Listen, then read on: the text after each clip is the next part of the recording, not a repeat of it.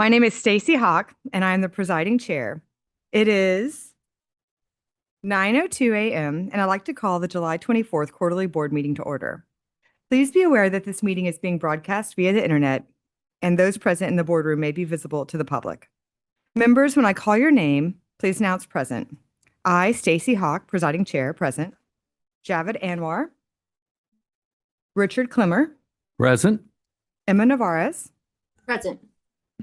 Juan Navarez. Present. Ashley Thomas. Present. Welcome Wilson. Present. Daniel Wong. Present. Lisa Cantu. Present. Please record in the minutes that we have a quorum. Do I have, oh, nope, we're going to move on. We're expecting Mr. Anwar, so we'll move on.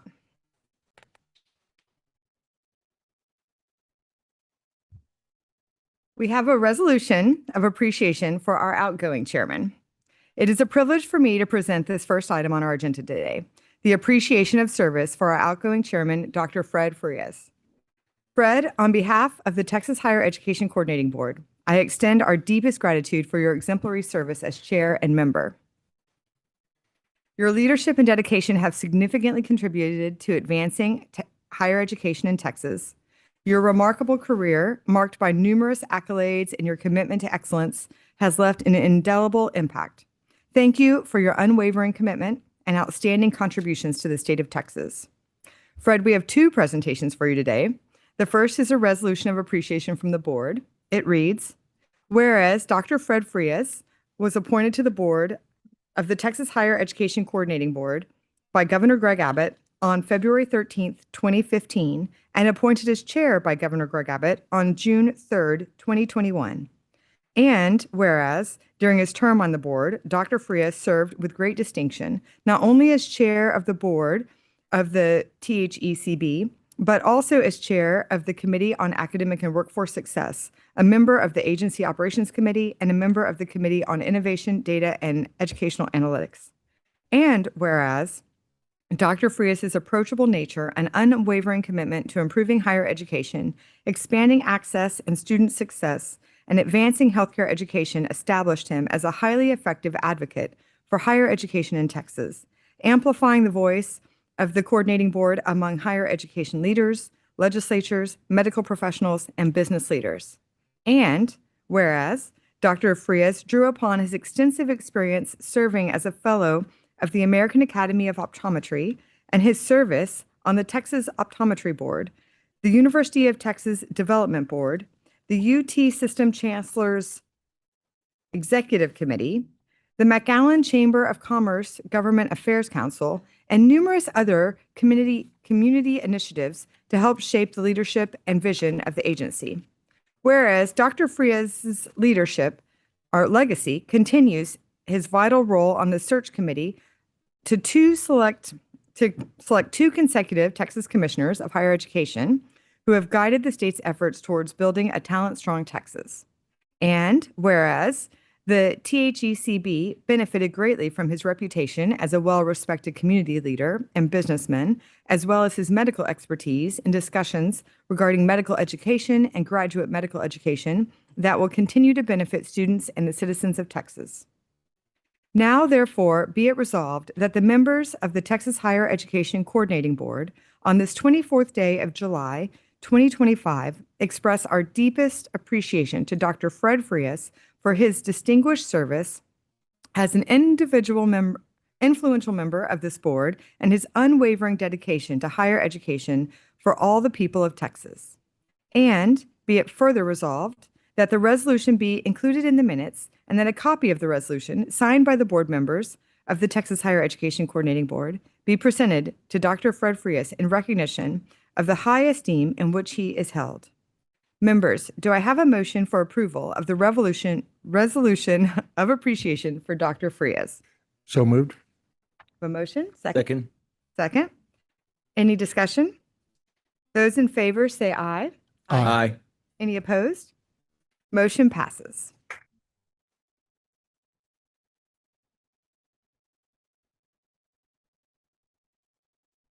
Fred, the second presentation we have for you today is a commendation for your service from the governor's office. It reads, To all to whom these presents shall come, greetings. Know ye that this official certificate is presented to Dr. Fred Frius, Texas Higher Education Coordinating Board. As governor, I offer earnest gratitude for your service to the state of Texas. At the very heart of this Texas spirit lies a desire to serve our fellow man, and you have embodied this ethos, personally and professionally. With competence and commitment in equal measure, you have provided crucial leadership in a time of great change and opportunity, and your expertise was tremendous use to the Texas Higher Education Coordinating Board. Time and again, you proved yourself worthy of the considerable trust that the people of Texas placed in you. I was proud to appoint you to high office, and I remain proud to call you a fellow Texan. As your time as chair of the Texas Higher Education Coordinating Board draws to a close, I hope you feel deep satisfaction in your accomplishments. They will echo throughout the ages long. First Lady Cecilia Abbott joins me in extending best wishes for a fruitful future. In testimony whereof, I have hereunto signed my name and caused the seal of the state of Texas to be fixed at the city of Austin the 22nd day of July, 2025. Signed, Greg Abbott, Governor of Texas. Fred, please come forward to accept the commendation for your service.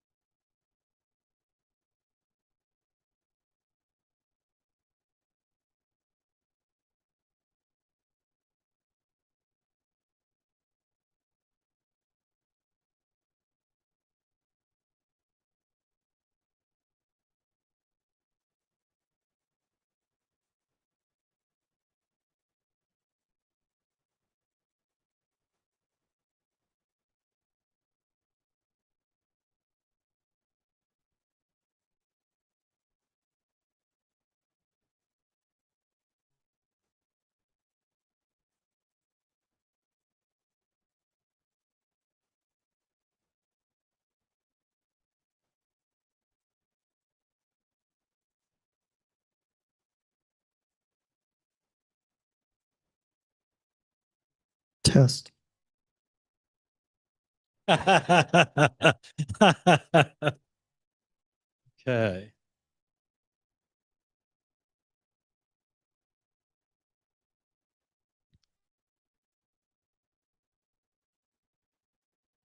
Well, thank you all very much. It's really heartfelt. I'd like to first of all thank Governor Greg Abbott for appointing me to this very important and significant board.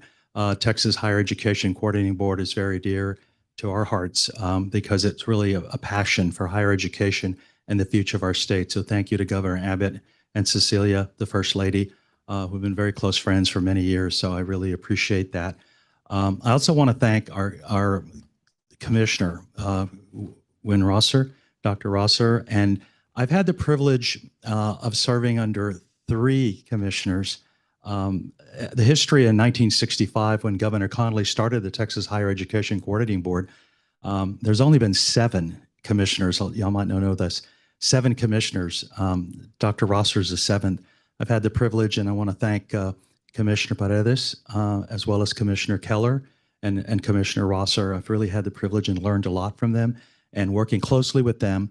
And the current board, thank you all the board members. Thank you the former board members that I've served with, that I've learned a lot with, and the staff, not only the current staff, but also the previous staff members as well that I've worked closely with. And I feel I'm leaving the coordinating board in great hands because the leadership of this board is outstanding.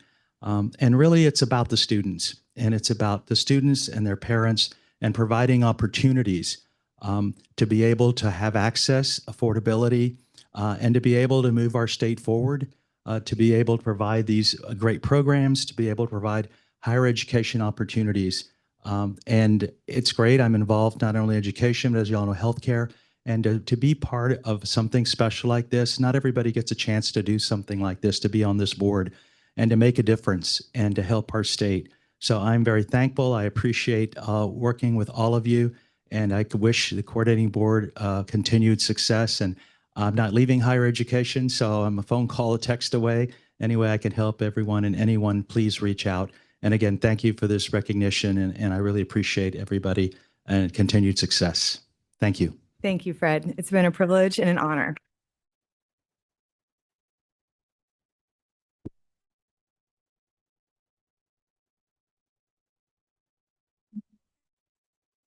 Well, unfortunately, we've learned that Mr. Anwar will not be able to join us today. Do I have a motion to approve this absence? Thank you. Second. Thank you. Members, those in favor say aye. Aye. Aye. Any opposed? Okay, motion passes.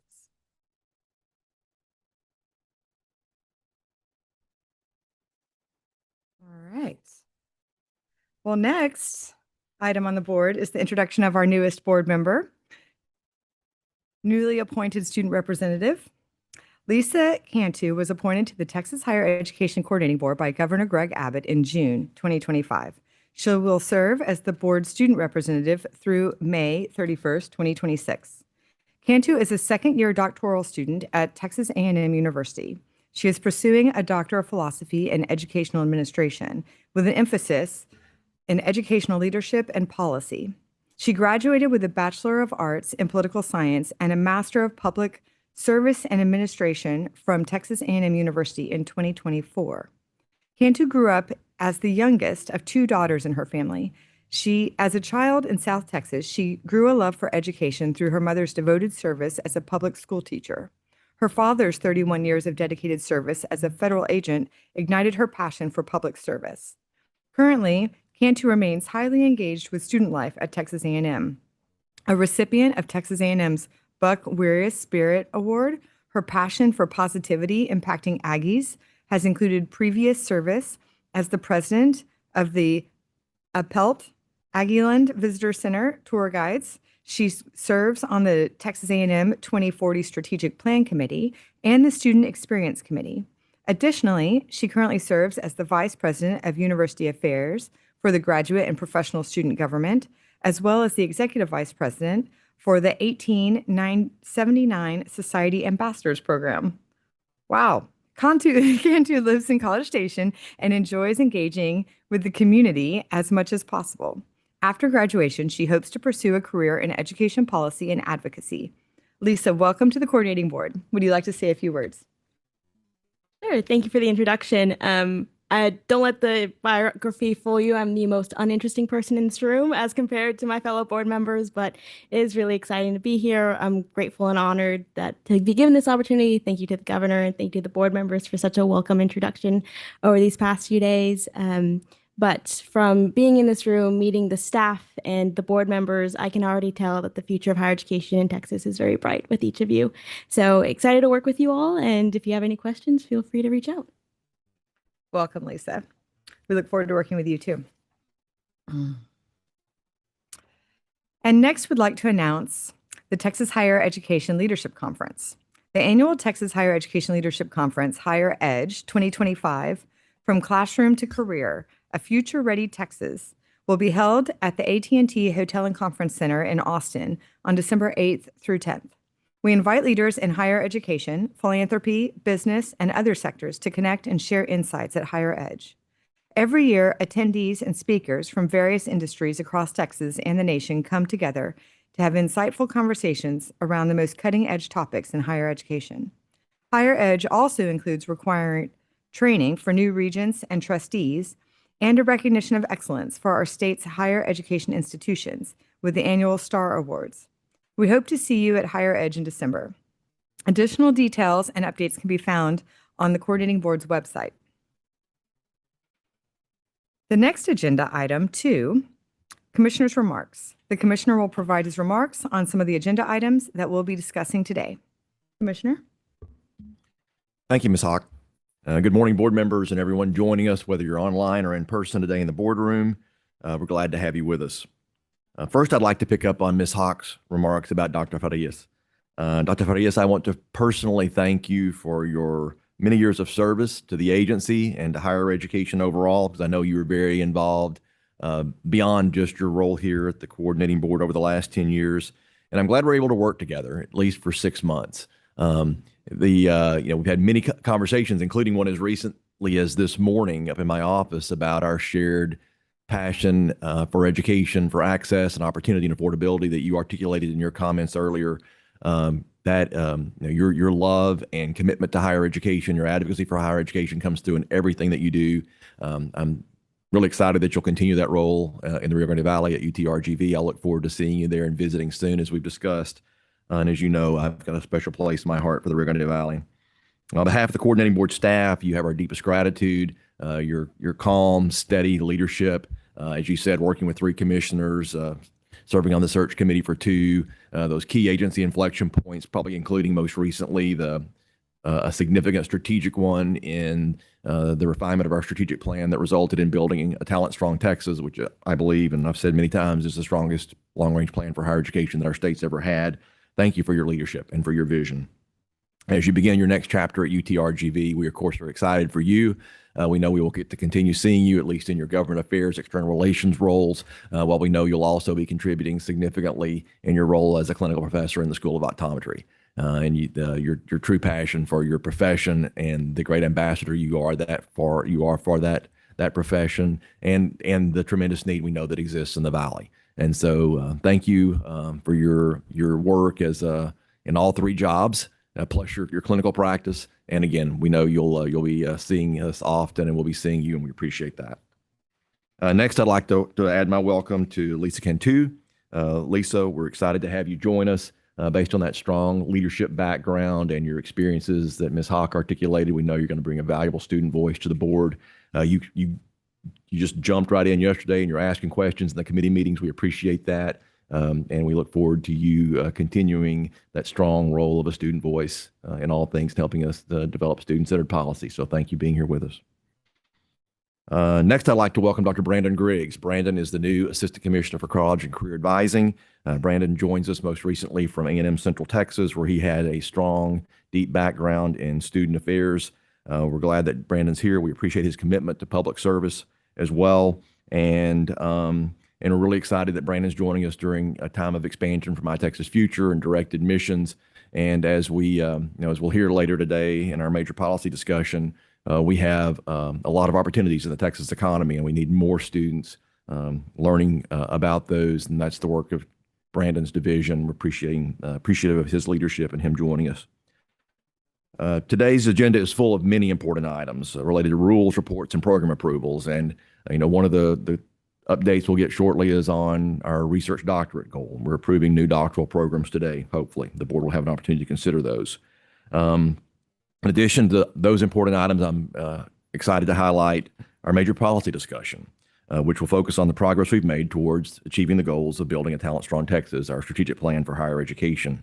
With less than 5 years to reach our goals by the year 2030, it's important to continue our momentum by collectively focusing agency efforts on initiatives that will accelerate progress towards our goals. And again, we've got some exciting news today in terms of where we stand on several of those related to the 2030 targets.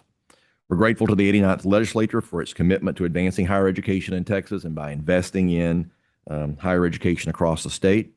Today, agency staff will talk about some of those investments in greater detail and how those legislative outcomes increase access, streamline pathways, and empower more Texans to pursue post-secondary credentials, and especially credentials aligned to the workforce. I look forward to the discussions as we move forward, and especially as we develop our operational plans with these new initiatives as we enter the final years of building a talent-strong Texas.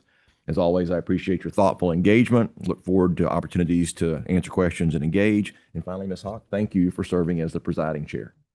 Well, thank you, Commissioner. Members, any questions for the Commissioner? Next, we have an agenda item of public testimony. We have not received any public testimony today, so we'll move on to the next agenda item. Agenda item 4 is consideration and possible action to approve minutes from the April 24th, 2025 quarterly board meeting. Do I have a motion to approve the minutes for the April quarterly board meeting? So moved. Thank you. Second? Second. Second, any discussion?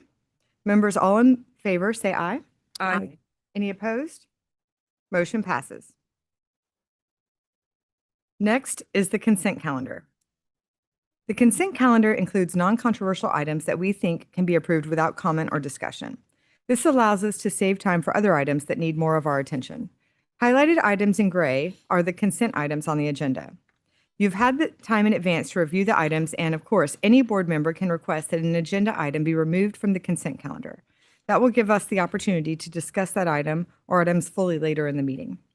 We're going to take up the consent calendar in two parts, non-rule items and then rule items.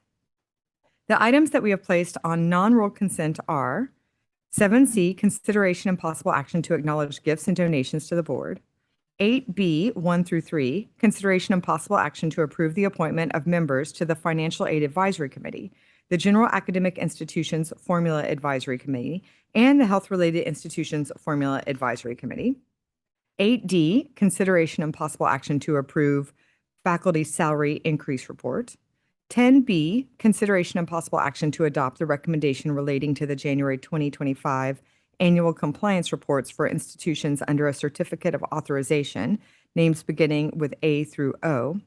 10C, consideration and possible action to approve the report to the board on school closures and/or teach-outs pursuant to Board Rule 7.76. 10D, consideration and possible action to approve the name change of Tarleton State University's off-campus single institution center from Tarleton Southwest Metroplex Center to Tarleton State Fort Worth.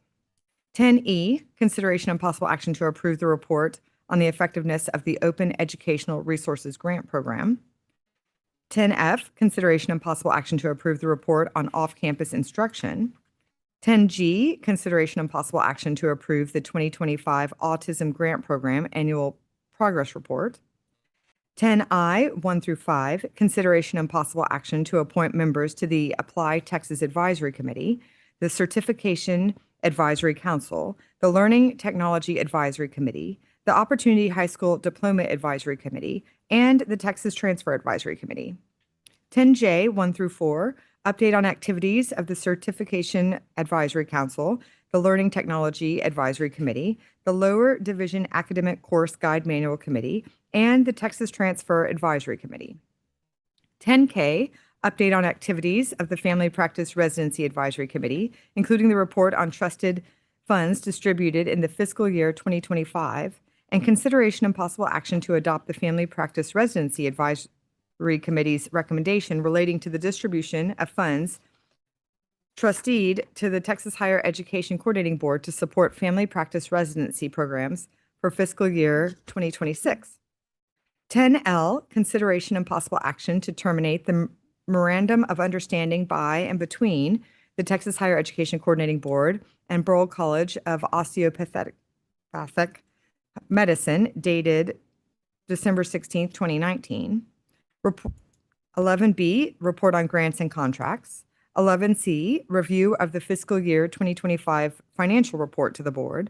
11E, consideration and possible action to approve the Texas Department of Information Resources interagency contract budget for data center services. 11H, auditor's update on internal audit reports and activities. 11J, auditor's update on state and federal compliance monitoring reports and activities. Members, does anyone want to add or remove any items to the non-rule consent calendar? At this time, I would like to add the following item to the consent calendar. 8C, consideration and possible action to approve the report on student financial aid in Texas Higher Education fiscal year 2024. Do I have a motion to approve the non-rule consent calendar as amended? So moved. Second? Second. Discussion? Member, those in favor say aye. Aye. Those opposed? Say no. Motion passes. Members, the next item on the consent agenda is board rules. Rules placed on consent are either technical, conforming, or implementing non-controversial policies around which there is consensus. Members, the rules on the consent calendar today are 8E1, consideration and possible action to adopt the recommendation relating to the four-year rule review of Board Rules 1J concerning the Financial Aid Advisory Committee. 8E2, consideration and possible action to adopt proposed amendments to Board Rules 1J 1.152 concerning the Financial Aid Advisory Committee.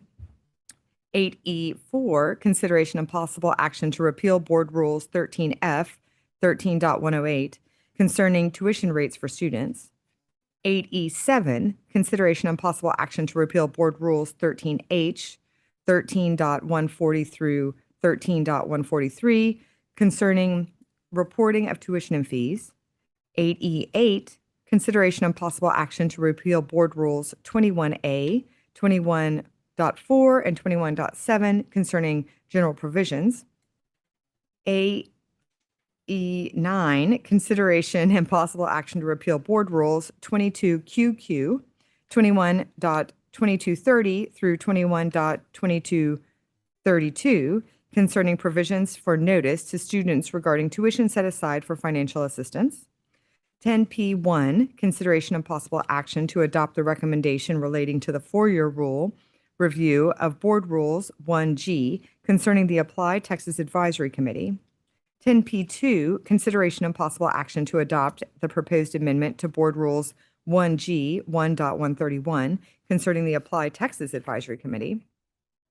10P3, consideration and possible action to adopt the recommendation relating to the four-year rule review of Board Rules 1-H concerning the Certification Advisory Council.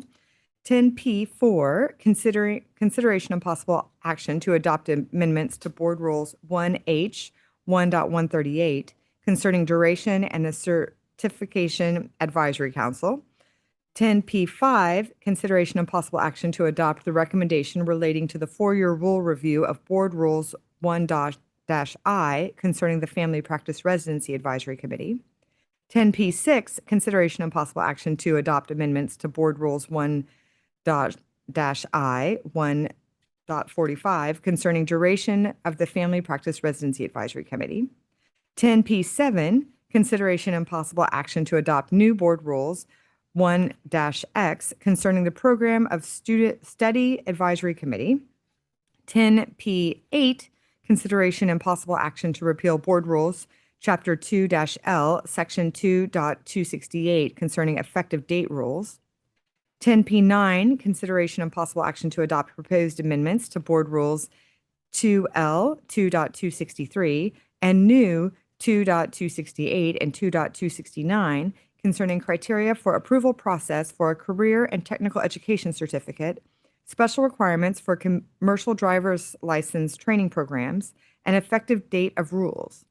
10P10, consideration and possible action to adopt amendments to Board Rules 4B, 432 concerning field of study curriculum. 10P12, consideration and possible action to repeal Board Rules 9B, 921 through 927, and 930 through 932 concerning general provisions for program development in public two-year colleges. 10P13, consideration and possible action to repeal Board Rules 9C, 951 through 954 concerning purpose, role, and mission of public two-year colleges.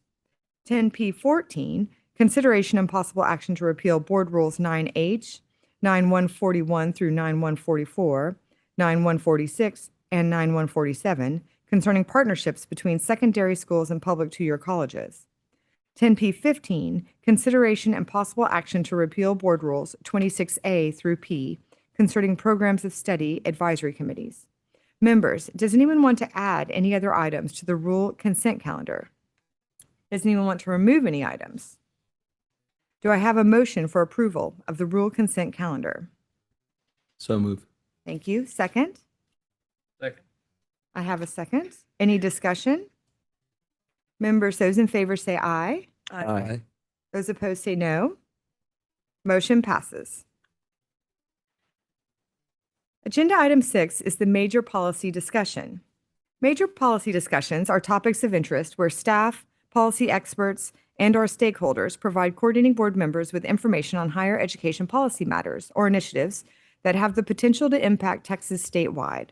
The major policy discussion will focus on building a talent-strong Texas, metrics, legislative action, and strategic initiatives.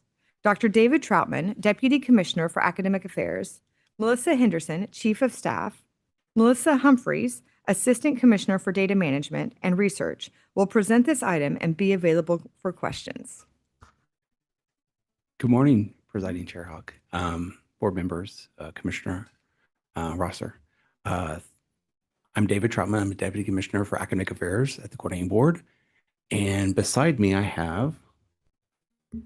Morning, I'm Melissa Humphreys, the Assistant Commissioner for Data Management and Research.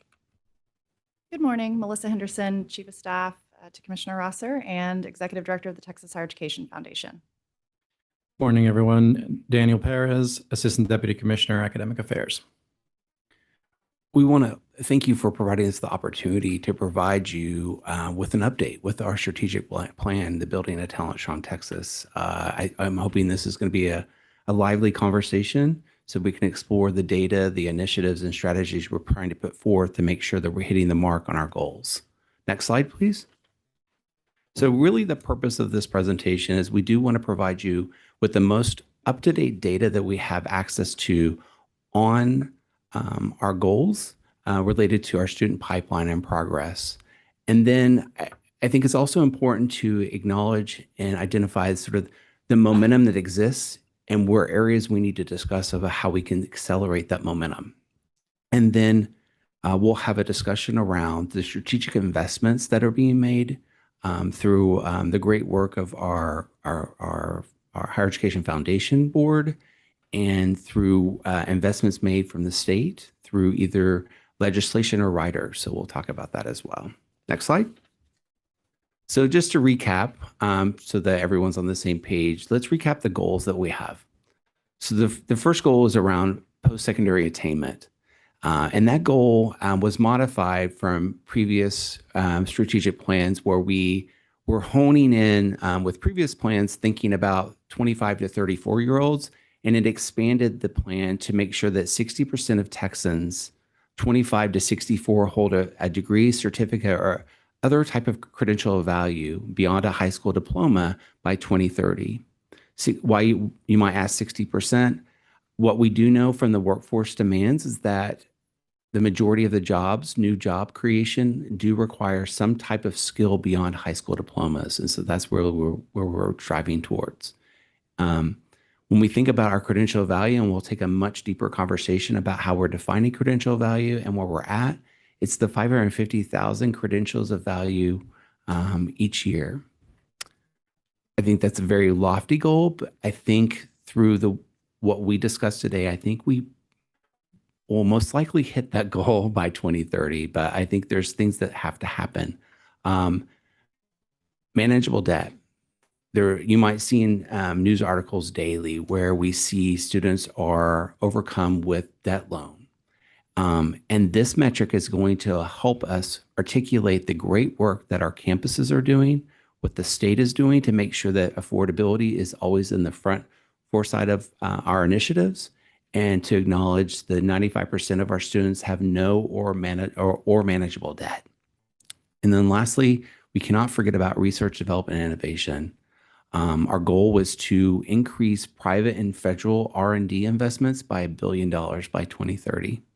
And then lastly, thinking through intellectual capital as it relates to research doctorates that are produced at our institution. So our goal there is to try to reach 7,500 research doctorates. Next slide. Dr. Troutman, quick question on that. So 60%, that's the goal, but you have it broken down by what percentage you want as far as degrees, certificates, like each of the components? We can break that down for you. The goal was just something beyond a high school diploma, whether that ranges from a certificate 1 up to as high as to a PhD. But yes, we can break that down and really understand. And I have some numbers around our current state of Texas residents with a high school diploma only, and really think about that pipeline, but that'll be in future slide. But I think the key here is disaggregating by 25 to 34 versus 35 to 64, so we can help re-engage and hone in on those metrics. But we can definitely break it by degree plan or degree. Great. Okay. So why does this update matter? So in Texas, we just finished the 89th legislative session, and we had some amazing gains as it relates to statutes and riders and investment being made by the state into higher education. We've also seen really great momentum in enrollment as well. We're seeing for the first time in many years that community college enrollment has grown over time. And Texas is in a unique space where it's the 8th largest economy in the globe. And here's some numbers for you. You know I'm a numbers guy, so I'm going to have to throw some numbers at you. Based off the most recent data on job openings from the Bureau of Labor Statistics, in Texas, we have almost 650,000 job openings. 650,000. And to place that in context across other states, we're number one. It goes Texas, California, New York, and Florida. The other staggering number I want to throw at you is when you look at the nation of job openings, Texas accounts for 1 out of every 12 job openings. Moment of silence, right? So we really have to get the momentum going to make sure that we're meeting the needs of this raging economy and supporting our employers by creating an educated workforce that will help both our Texans and employers. So I think that's important to acknowledge. I think the other thing is just acknowledging the significant state investments that have been made through House Bill 8 in the 88th session, but also additional funding with financial aid, and we'll talk about that too.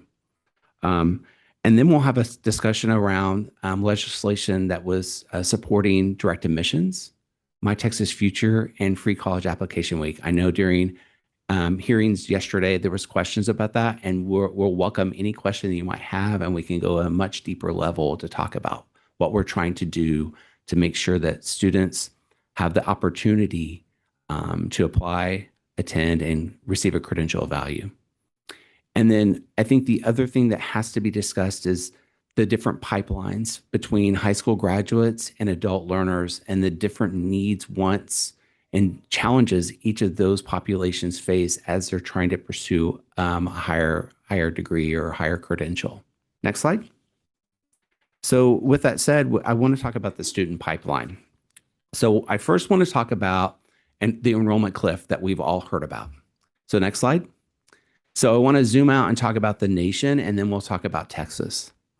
I think what we see from various reports related to the enrollment cliff, so the declining rate of college-going students for most states, it starts this fall. It starts because of what we see with the declining birth rates related to our recession of 07 to 09. And there are certain regions in the country where they'll see as dramatic as a 15% decline. And it's really going to see that effect by 2030. When we think about Texas, we're an outlier. We did see a drop in birth rates from 15 to 2020, and which would create sort of a lagging effect where we'll see declines starting at around 2033 and 2038. So I think it's important to also acknowledge these differences because there are hundreds of non-Texas institutions recruiting our Texans every day. And we have to keep an eye on that to make sure that we are remaining competitive and supportive of our Texans so that they stay in Texas and go to a Texas school. And so we're all about options and making sure that students have the options, but we want to make sure that their first option is Texas. Next slide. And so, quick question: the drop in enrollment, which is occurring around the country within Texas, is there a certain area or segment where we're seeing a drop, but it's just being overcome by others, having increases? Is any area of the state that we need to consider or think about that could see a drop? You don't have to answer now. You can. That's a fantastic question. We can go back and look at that information. I know that Dr. Humphreys had the opportunity to go to the Texas Demographers Conference, where they had discussed where there are certain counties in our state that have declining population, and that's sort of outside the triangle component. So we have to keep an eye on to make sure that our students who are residing in rural communities have opportunity. And so I can get back to, with the board with some estimates. Yeah, that's really the purpose of the question, is just, is there any areas or demographics that we need to lean into to make sure that they're not left behind? So. Okay. And I will add, in the October board meeting is when we bring the preliminary enrollment data. And so that'll be a perfect time to talk about that. And we'll be sure to pull out some of these disaggregated groups that you mentioned. Well, and also I think it's through our work with our T3, our dashboarding of our 8th grade cohort, that also helps us signal on certain middle schools and high schools and areas so that we can hone in. Because I think since we've taken over, and we'll talk about this, and I don't want to steal Daniel's thunder, but I do want to make sure that we have the ability to use My Texas Future and apply Texas thoughtfully and effectively, and really understanding who's applying, who's not applying, and how can we track students in a proactive way to have further conversations with certain regions of the state.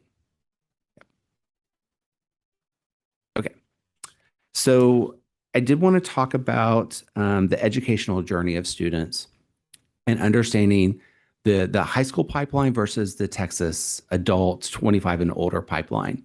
I think the first we have to acknowledge, and this is really exciting to me, and this is part of the reason why I'm the coordinating board, when we push forth an effort, it is very large. It's fascinating. When I speak to my colleagues from other states, they'll talk about how their effort impacted 15,000 students. I'm like, that's great. But we can have impact 380,000 to 400,000 high school seniors that attend public and charter high schools. Okay. And then we have over 17,000 seniors attending private high schools. So we have to figure out how we can engage both populations. Another population that's a blind spot for us are families who have decided to homeschool their children. There is not a state standard of requirement for data reporting for TEA on that. We do have information on those students who started in public or charter schools in the K through 12 system who left to be homeschooled, and that's around 51,000 students. So I can give you a rough estimate of potentially there's different numbers out there, but it could range from 38,000 to 50,000 seniors that are being homeschooled and graduating with a high school diploma from that mode of instruction. But that's one thing that we'll have to keep an eye on. No, total. So there's an estimate that ranges. So there's a range. The estimate that I've seen is it ranges from 6% to up to 12% of the entire K through 12 population that are being homeschooled. That could be hundreds of thousands of students. And so what I was trying to do is isolate just to the seniors so we could understand, but more work needs to be done to work with TEA to figure out how we can create a better estimate. Because we did see a significant increase in homeschooling during the pandemic. So that's something to focus on. And then based off the U.S. Census. So there's no way to know exactly, right, the actual number, but there is a way in order for them to be deemed a high school graduate, there has to be some certification, right? So at that point, you do know the people that are coming out. Or do we not know that either? No, parents can certify together a diploma for for their graduates. But there are associations in Texas who focus on working with that population, and they would estimate that we have at least 650,000 homeschoolers in the K-12 population right now. So I would expect that. So you can It's more than self-certify that 50,000. you've graduated from high school. Is that basically what that means? That's right. You put together, and then the supporting document behind that. That's right. And so we've had conversations with the Texas Homeschool Coalition. That's the group in Texas that has their eye on that number and supporting those families. So we just have to do a better job of figuring out how we can engage all Texans to make sure that they see an opportunity both in My Texas Future and with Apply Texas.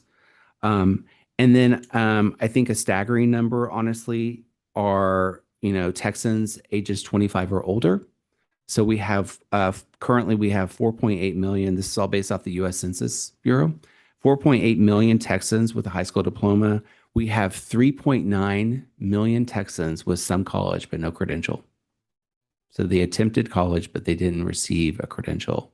And so these are quite a significant pipeline of engagement. With the adult learners, I would acknowledge it's much more challenging to engage with adult learners to get them back into the educational system. I think they get accustomed to their full-time job and their lifestyle, and how can we in higher education adjust to their needs and meet them where they're at to support them in their journeys for a credential. The other thing to acknowledge, and this is work through, we have a division of student success through Dr. Jenny L. Struther and her team, and really thinking through the characteristics of students. So a staggering number is that 78% of students attending 2 years go part-time during their journey. And that almost 1 out of 5 students attending a 4-year institution go part-time during their journey towards a credential as well. And then the other staggering number is 1 out of 3 students who complete a credential at our Texas institutions attend more than one institution before they receive that credential. So they're becoming more agile. They're fluid with how they're going back and forth with different types of institutions to make sure that they're hitting their hopes and dreams as it relates to a credential. So we just have to figure out ways of how we can keep that momentum going and making sure that they can reach that goal.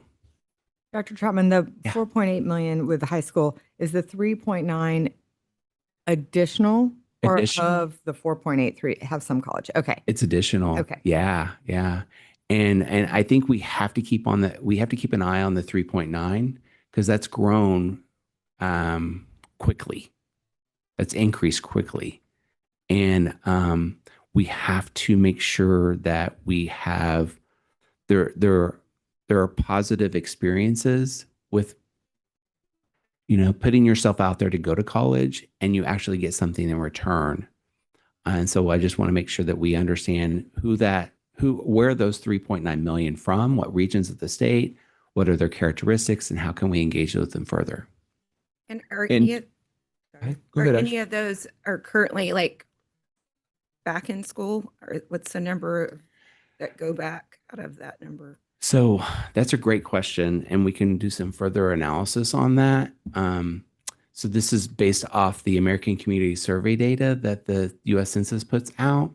And so we can do a better job of understanding of I think the challenge also with that number is there's a in-migration of non-Texans moving to Texas that have some college, no credential as well. So we can sort through native Texans versus migration Texans and understand their pathway. So we can definitely follow up with that.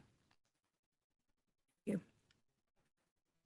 Okay, I'm going to turn it over to Dr. Humphreys. All right, good morning. I'll be showing you the progress we're making toward our Talent Strong Texas goals. Quickly, I want to thank Dr. Christina Zavala on the data management research team for pulling together a lot of the data you're seeing today. A quick note about the updated numbers we'll be showing. Because the data sources and methodologies differ across each goal, the most recent data we have sometimes is 2023 and sometimes is 2024. Just wanted to acknowledge that you'll be seeing the different years, but this is the most recent data we have as of today. Next slide, please. So the first goal in building a Talent Strong Texas is for 60% of working age Texans to hold a post-secondary credential by 2030 as Dr. Troutman talked about this earlier, we're separating this out into 2 age groups, 25 to 34 and 35 to 64. Similar to the stats that Dr. Troutman talked about earlier about some college, the number of students with some college, here we're also using data from the Census Bureau, including American Community Survey and the Current Population Survey, which collects information annually on the highest degree a person has in Texas. So these percentages are a snapshot of the Texas population and include Texans who earned a higher degree here in Texas, but also those who might have earned it outside of Texas and then moved here to live and work. So looking at the most recent data compared to our baseline in 2019, for 25 to 34-year-olds, attainment rose 5.5 percentage points. And for 35 to 64-year-olds, attainment grew 4.3 percentage points. If we keep the current our average annual rate of increase, which is about 1 to 1.5%, we will hit our goal of 60% of Texans having a higher degree by 2030 for both age groups. So this is something we'll be watching and making sure we continue this. Quick question on that. Sure. And again, I'm just thinking about this, the idea of we have the same goal for the different ages. I would think we want to have a higher percentage for 25 to 34 because of a better return on investment. So if I'm 54, if I get the amount of benefit that I'm going to give to Texas is quite not the same as somebody that's 25 years old. Any thought about increasing that percentage for younger groups? That'll be part of the 2040 plan. Okay. Well, what we know about, the most recent projections from the Georgetown Center for Education and the Workforce, the group nationally that does a lot of this data work, is the number is more like 70% of jobs require something beyond high school. So when this goal was established, it was in the 65% range, low 60s. It's gone up. I think it will continue to go up. So this is it was aspirational when the plan was established. But the reality is we need to do better than 60%. We need to be moving towards 70%. And so I think the ROI question about age is an interesting way to think about it, Mr. Navarez. But so because I too am in the age range you're talking about. But I think the reason to highlight that older population, I think, was it goes back to the data that Dr. Troutman was talking about and the question you asked about the 3.9 million. And that is a population, if we're going to upskill and reskill, that's the age. And so it's really for me, it's to highlight different strategies, a different population, different strategies, and different needs from a population perspective, the younger demographic versus the older demographic. And I think highlights progress with a population that is sometimes more challenging because they have dependents, they're working, so I think it differentiates two populations that have different strategies that are necessary.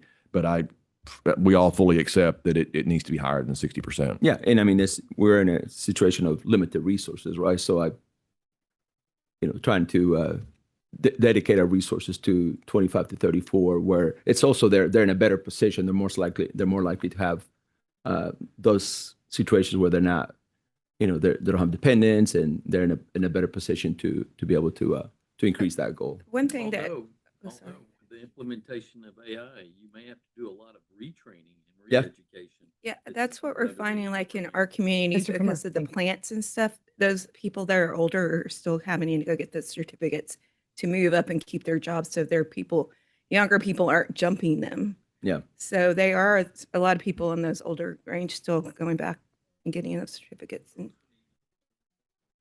Right.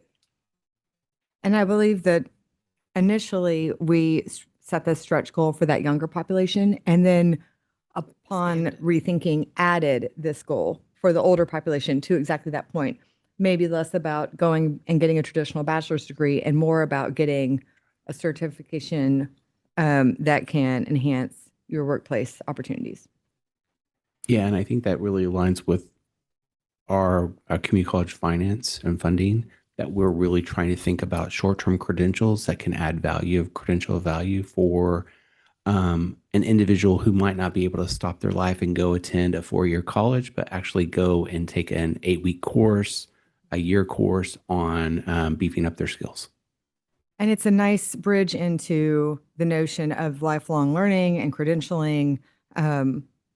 With all of the modern changes that we're experiencing, that's something that we want to be more cognizant of, more supportive of, a little more fluid than kind of these heavy traditional degree paths right after high school. And then something I saw this morning, I was chatting with the commissioner about, is the unemployment rates by degree type. What we see that every degree that you level up on, so getting a certificate, creates a protective factor around possibly losing your job. So those with a high school diploma, those without a high school diploma, are at much greater rates of likelihood of losing their job through unemployment versus if you receive a certificate, associate's, bachelor's, and above, it's reducing that risk.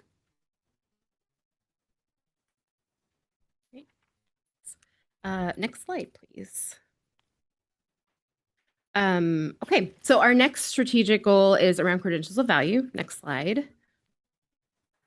This goal is made up of 2 primary indicators. First is the goal to have 550,000 post-secondary credentials of value awarded annually. And second is for 95% of college grads to have no or manageable amounts of student debt. Both of these indicators consider the cost of the degree as well as earnings potential to a student. Next slide, please. So here's how we're doing.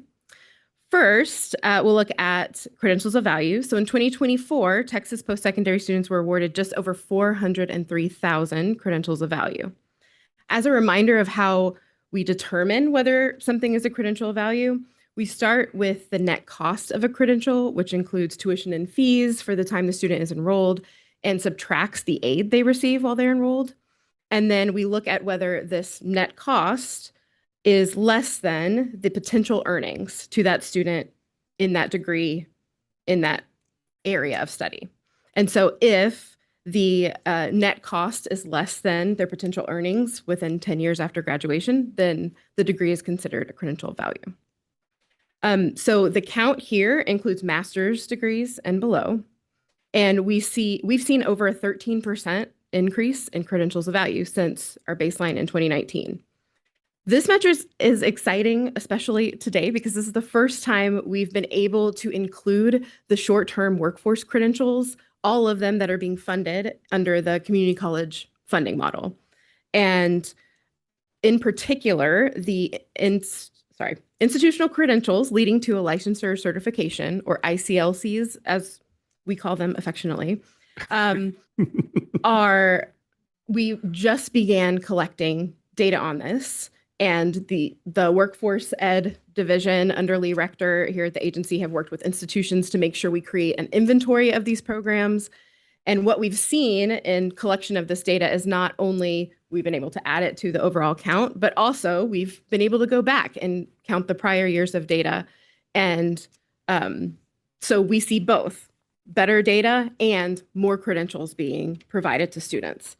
So ICLCs are credentials awarded for completing a course or series of courses that prepare a student to sit for a licensure or certification exam. So for example, this might include a program that prepares a student to take the certified driver's license exam, CDL, or certified nursing assistant exam. So these are really short-term workforce credentials, but we're really excited that we've been able to work with the institutions to add this to our count. And with these, even when we're comparing apples to apples year to year, adding these new workforce credentials over time, we've seen really large increases over the last couple of years.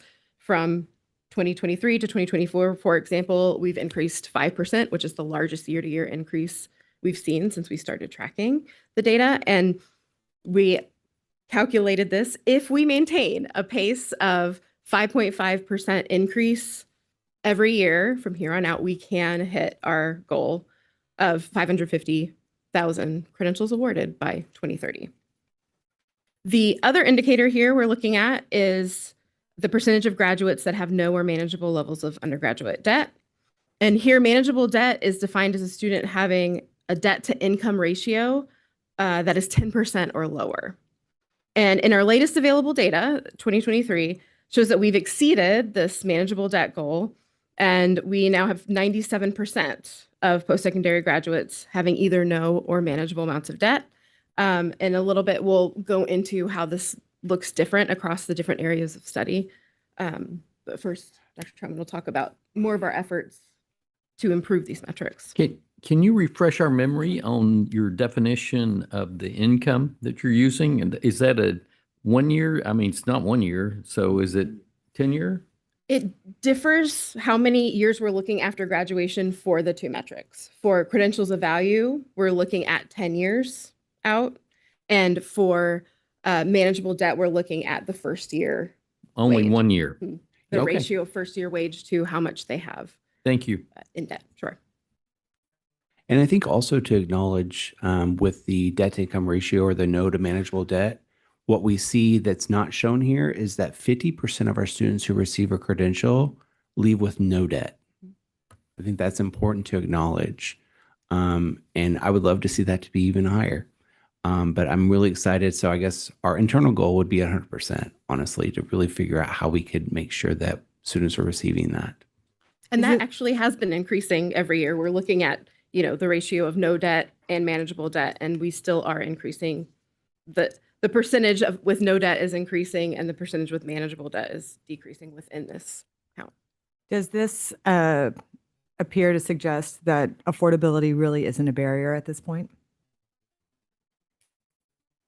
Think we are, for one thing, in a few slides, we'll show some differences when we look at different areas of study. And so I think that's where a lot of this conversation now should focus. Yes, altogether we've exceeded the goal, but we want this to be true for all students.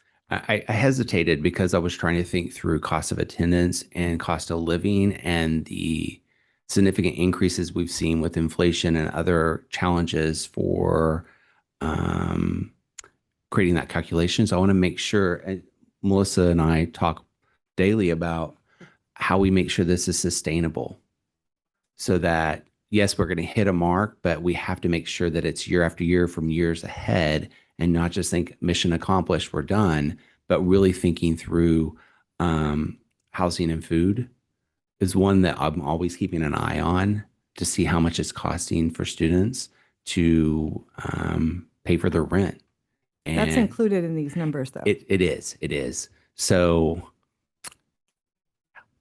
I'd say it's a moment in time.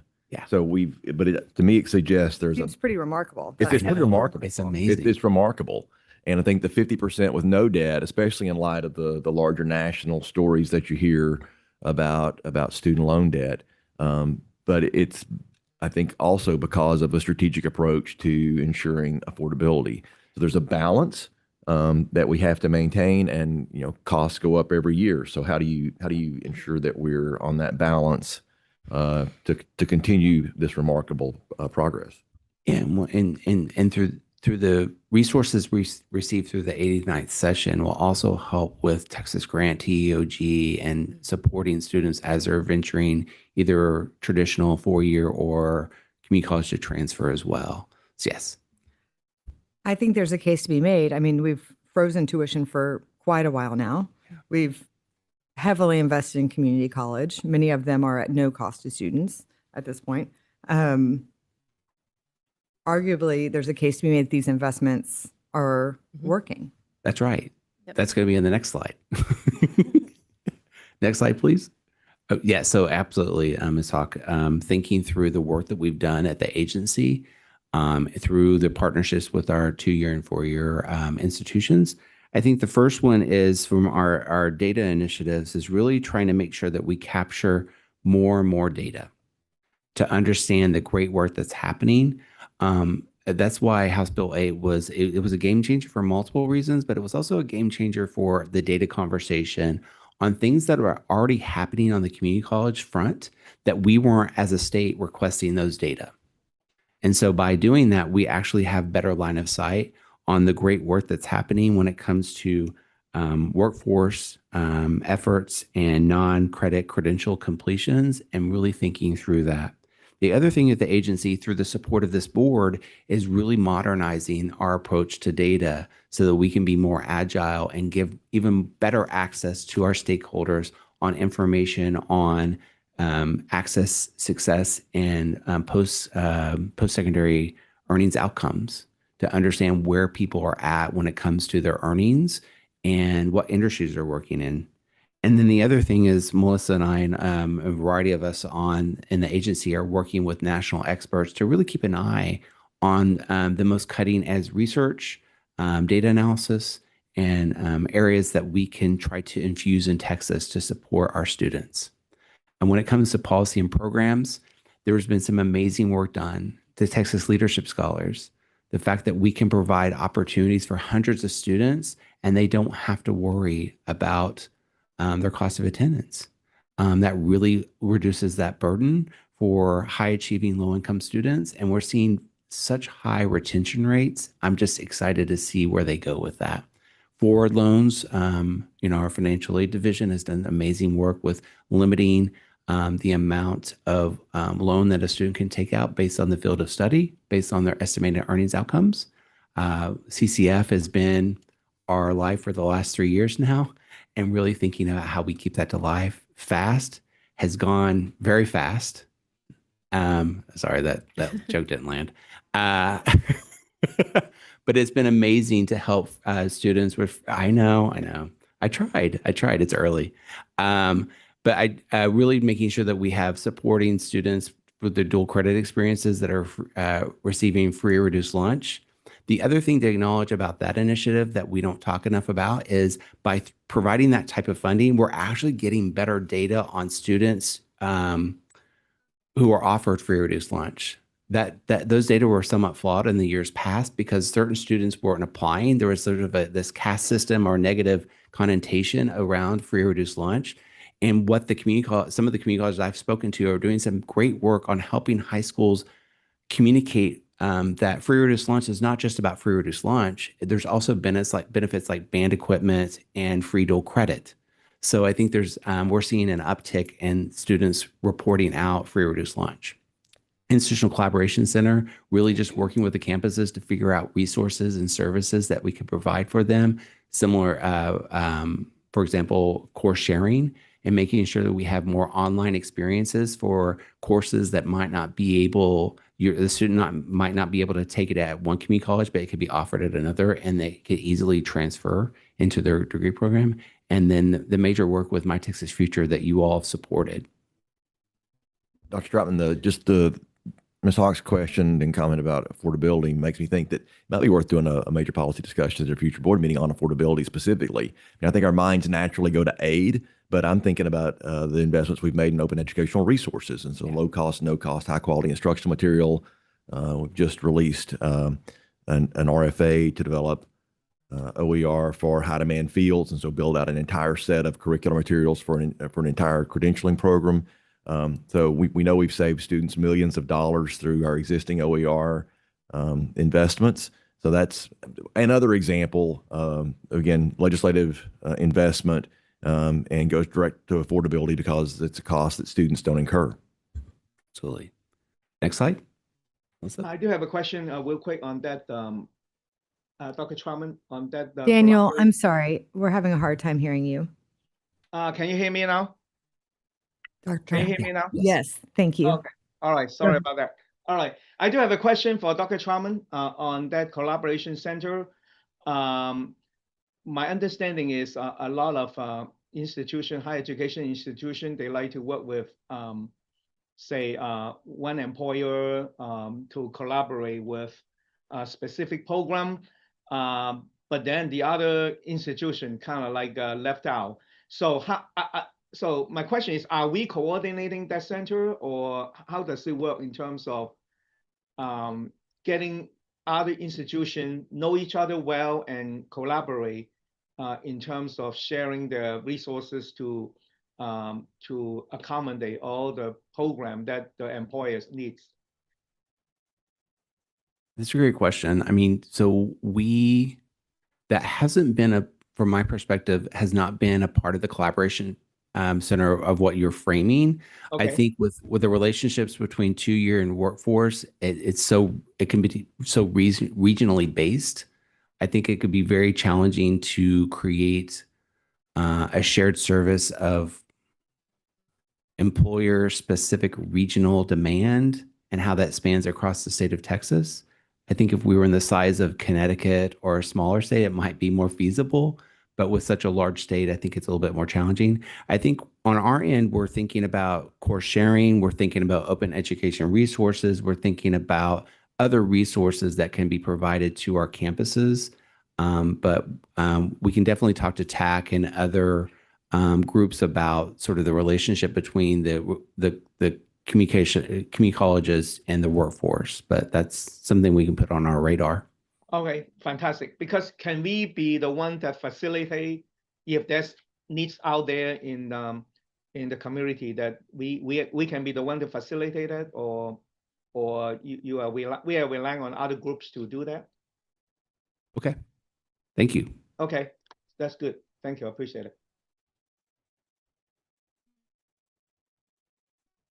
All right, so we did look a little bit more in depth at these 2 metrics under credentials of value to look at trends by program of study. And so here are a few highlights we've seen. Looking across 2019 to 2024, the areas with the largest growth in credentials earned were computer statistics and math, as well as industrial arts and consumer services. And that group includes things like precision production programs. A few of the areas that we just always keep our eye on, health and education. Health has always been one of our largest areas of in terms of number of credentials. It remains so, and it's even increased since 2019. Education, however, has decreased in the number of credentials earned has decreased in the past few years. So we will continue to really pay attention to those programs. Next slide, please. Oh, quick question. Yes. Please. I have a 2-part question, I guess, in relation to the significant growth first. So in an effort to award more credentials of values, have there been more programs offered at public institutions or private to match the demand that we see? And then second question would be on that note of the open jobs that you mentioned in Texas, how many of those are in these fields? It's a great question. So the commissioner brought that up to my attention this morning. I couldn't find the specific source of triangulating. I understand the industry they're in, but I was trying to identify the educational requirement for those fields and those job openings. So we're going to continue having that, and I can report that back out to you. But that's a great question. And in terms of number of programs, I feel like Elizabeth Mayer's team would know better than we do off the top of our head the number of programs. But yeah, I mean, we're constantly getting requests to approve new programs. It's a constant flow of new programs that her and her Elizabeth May and her team in academic health affairs are always keeping an eye on to make sure that we have that. And then at certain degree levels, it will be presented to you all for approval. But I think both are true. We're seeing more programs, and within the programs, more students earning credentials. Mr. Clemmer? Yes, I guess one of the things as I think about this, I think you guys are making great progress. So I think this is outstanding. I think that's really exciting. I worry about the advent of AI and what's going to happen to our workforce and what that means relative to the credential requirements to be able to facilitate that. And frankly, how many people will be left behind if we don't put in place some approach to really think about re-education. So, Commissioner, I think that's something that you should take on to try to take into consideration the implications of AI. I mean, it's hard to know, but it could be very significant very quickly when you look at what's happening to companies and how quickly, mid-level management, white-collar jobs are being eliminated. And those people are going to need to be retrained to be able to continue to be an employee in the workforce. Absolutely. Through my research through the Bureau of Labor Statistics, I was noticing with high school diplomas, it's more the job openings I was finding that there are more likely front counter and cashier, which are going to be at even greater risk And how can we reintroduce those individuals back into higher education, or introduce them to higher education to figure out a skill that they might need? Yeah, It's well beyond that. I mean, that's just the start. But what we're seeing, and major companies are looking at, high degrees, 20-30% reduction of their workforces in middle management. And unless we get ahead of that power curve, we may be behind. Is the only reason I bring it up. Okay, absolutely. Thank you. Next slide, please.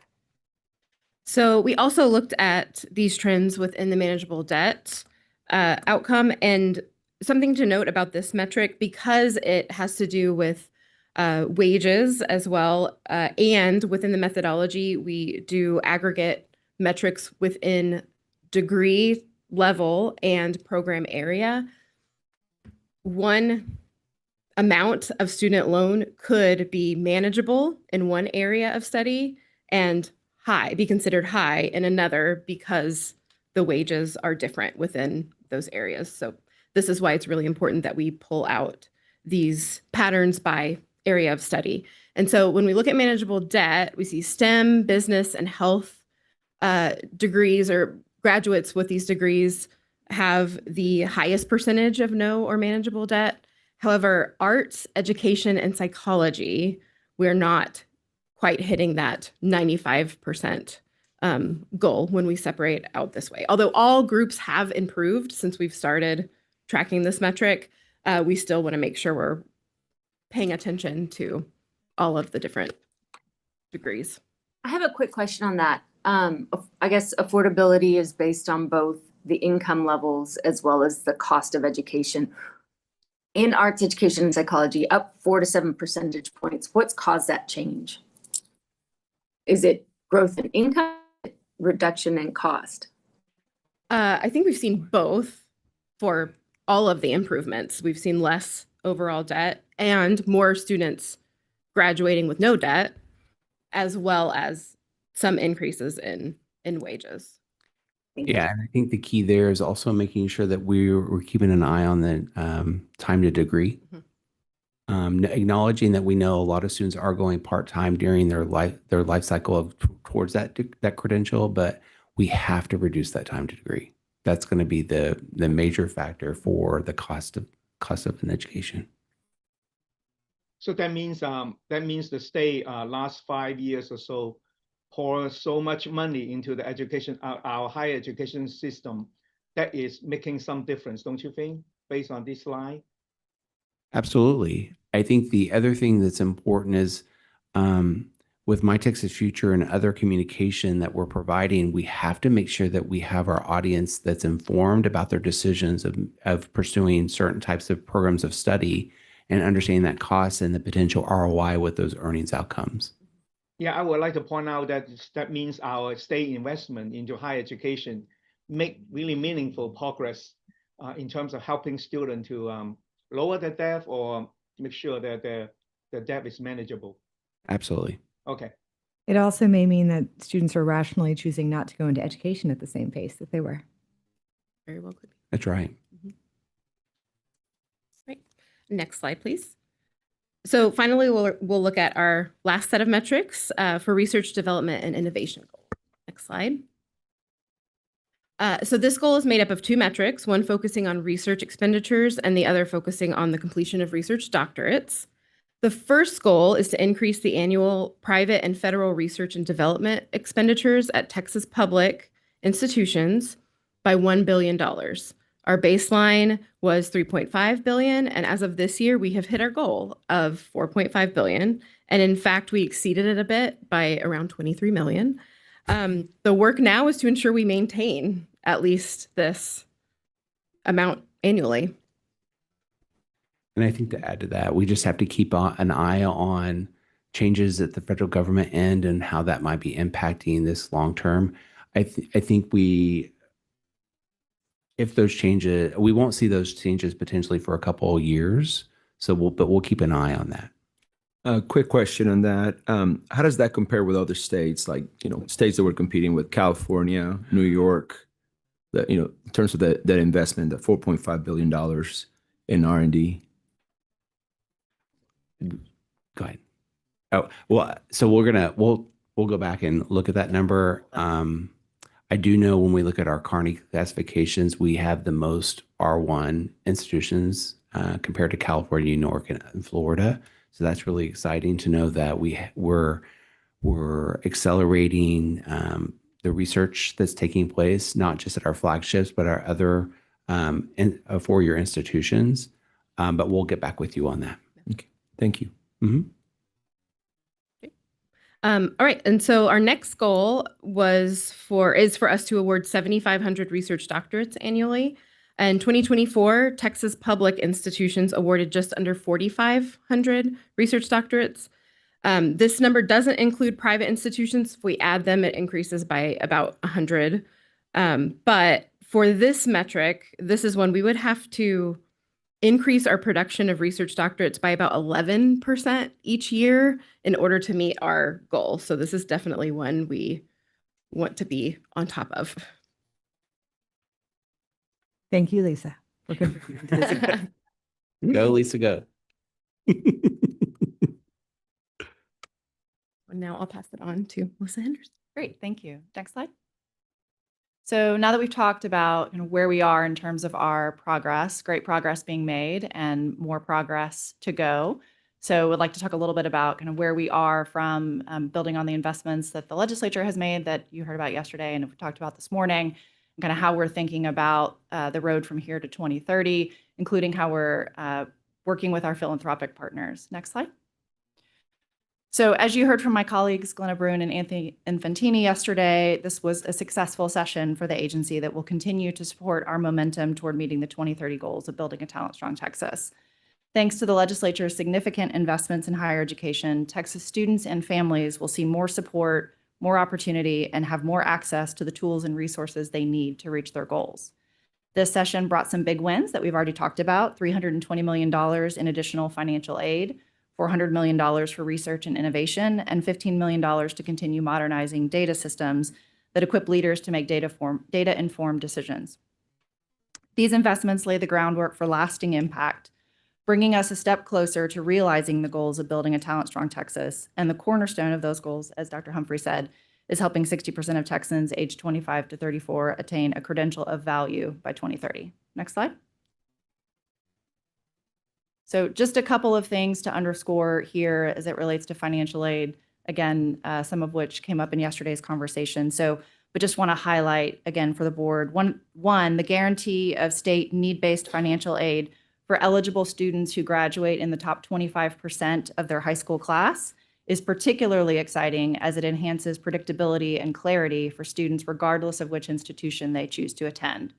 Second, as you heard from my colleague, Dr. Quintero Pulse yesterday, transfer students who received state need-based financial aid at their community college will now have the guarantee of that following them when they transfer to university. Again, very exciting. As Dr. Troutman mentioned, with so many of our students attending more than one institution, having that portability of aid is particularly important.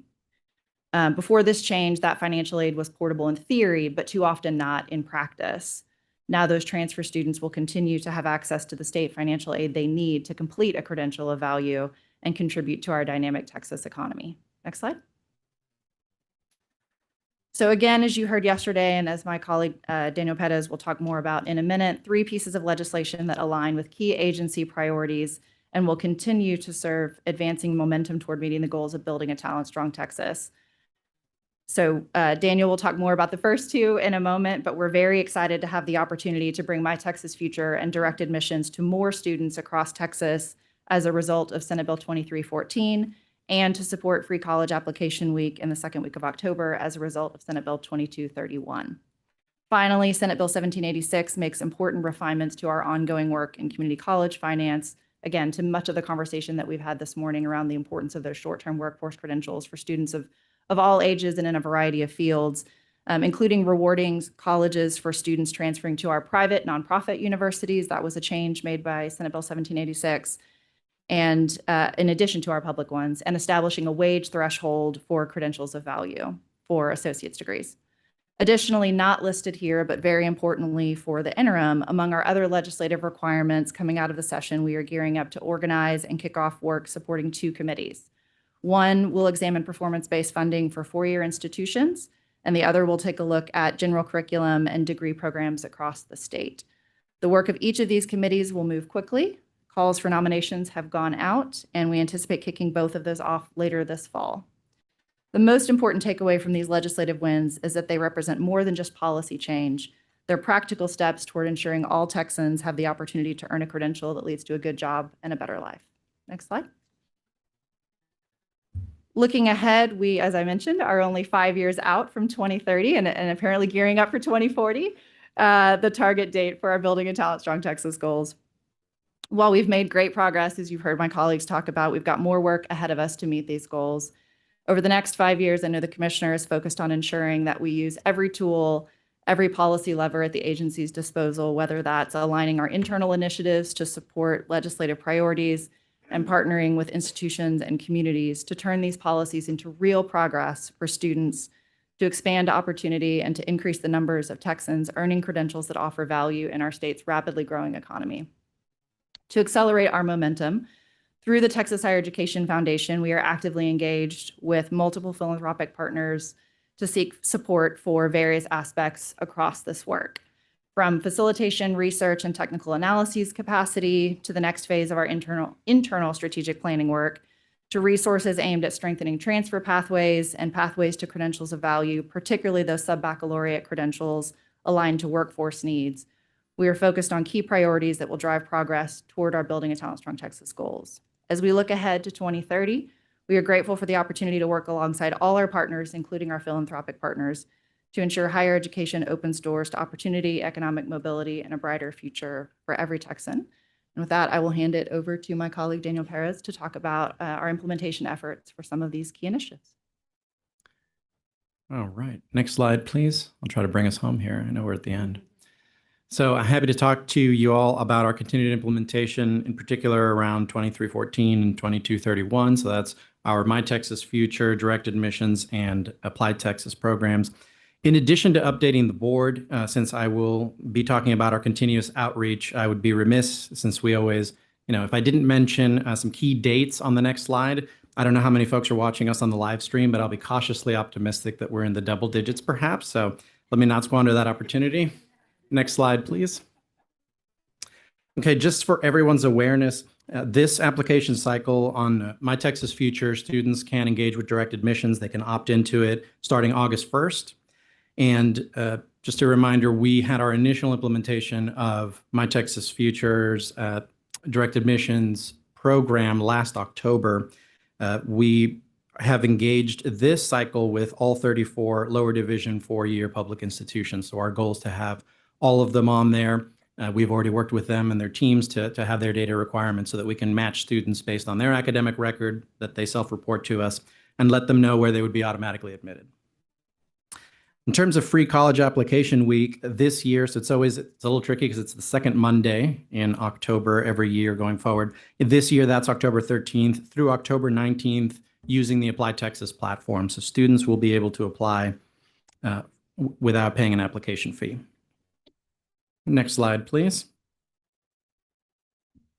Okay, so I wanted to dig in a little bit on both of those. And so on the My Texas Future and direct admission side, I think it's quite remarkable that to date, we've had over 1 million unique visitors. And, when I started working closely with this platform, we had around 300,000 users that had used it. Direct admissions alone and the support of legislature, support of the governor, really doubled the amount of users. So at some point early this year, I was quite pleased that we had 600,000 users.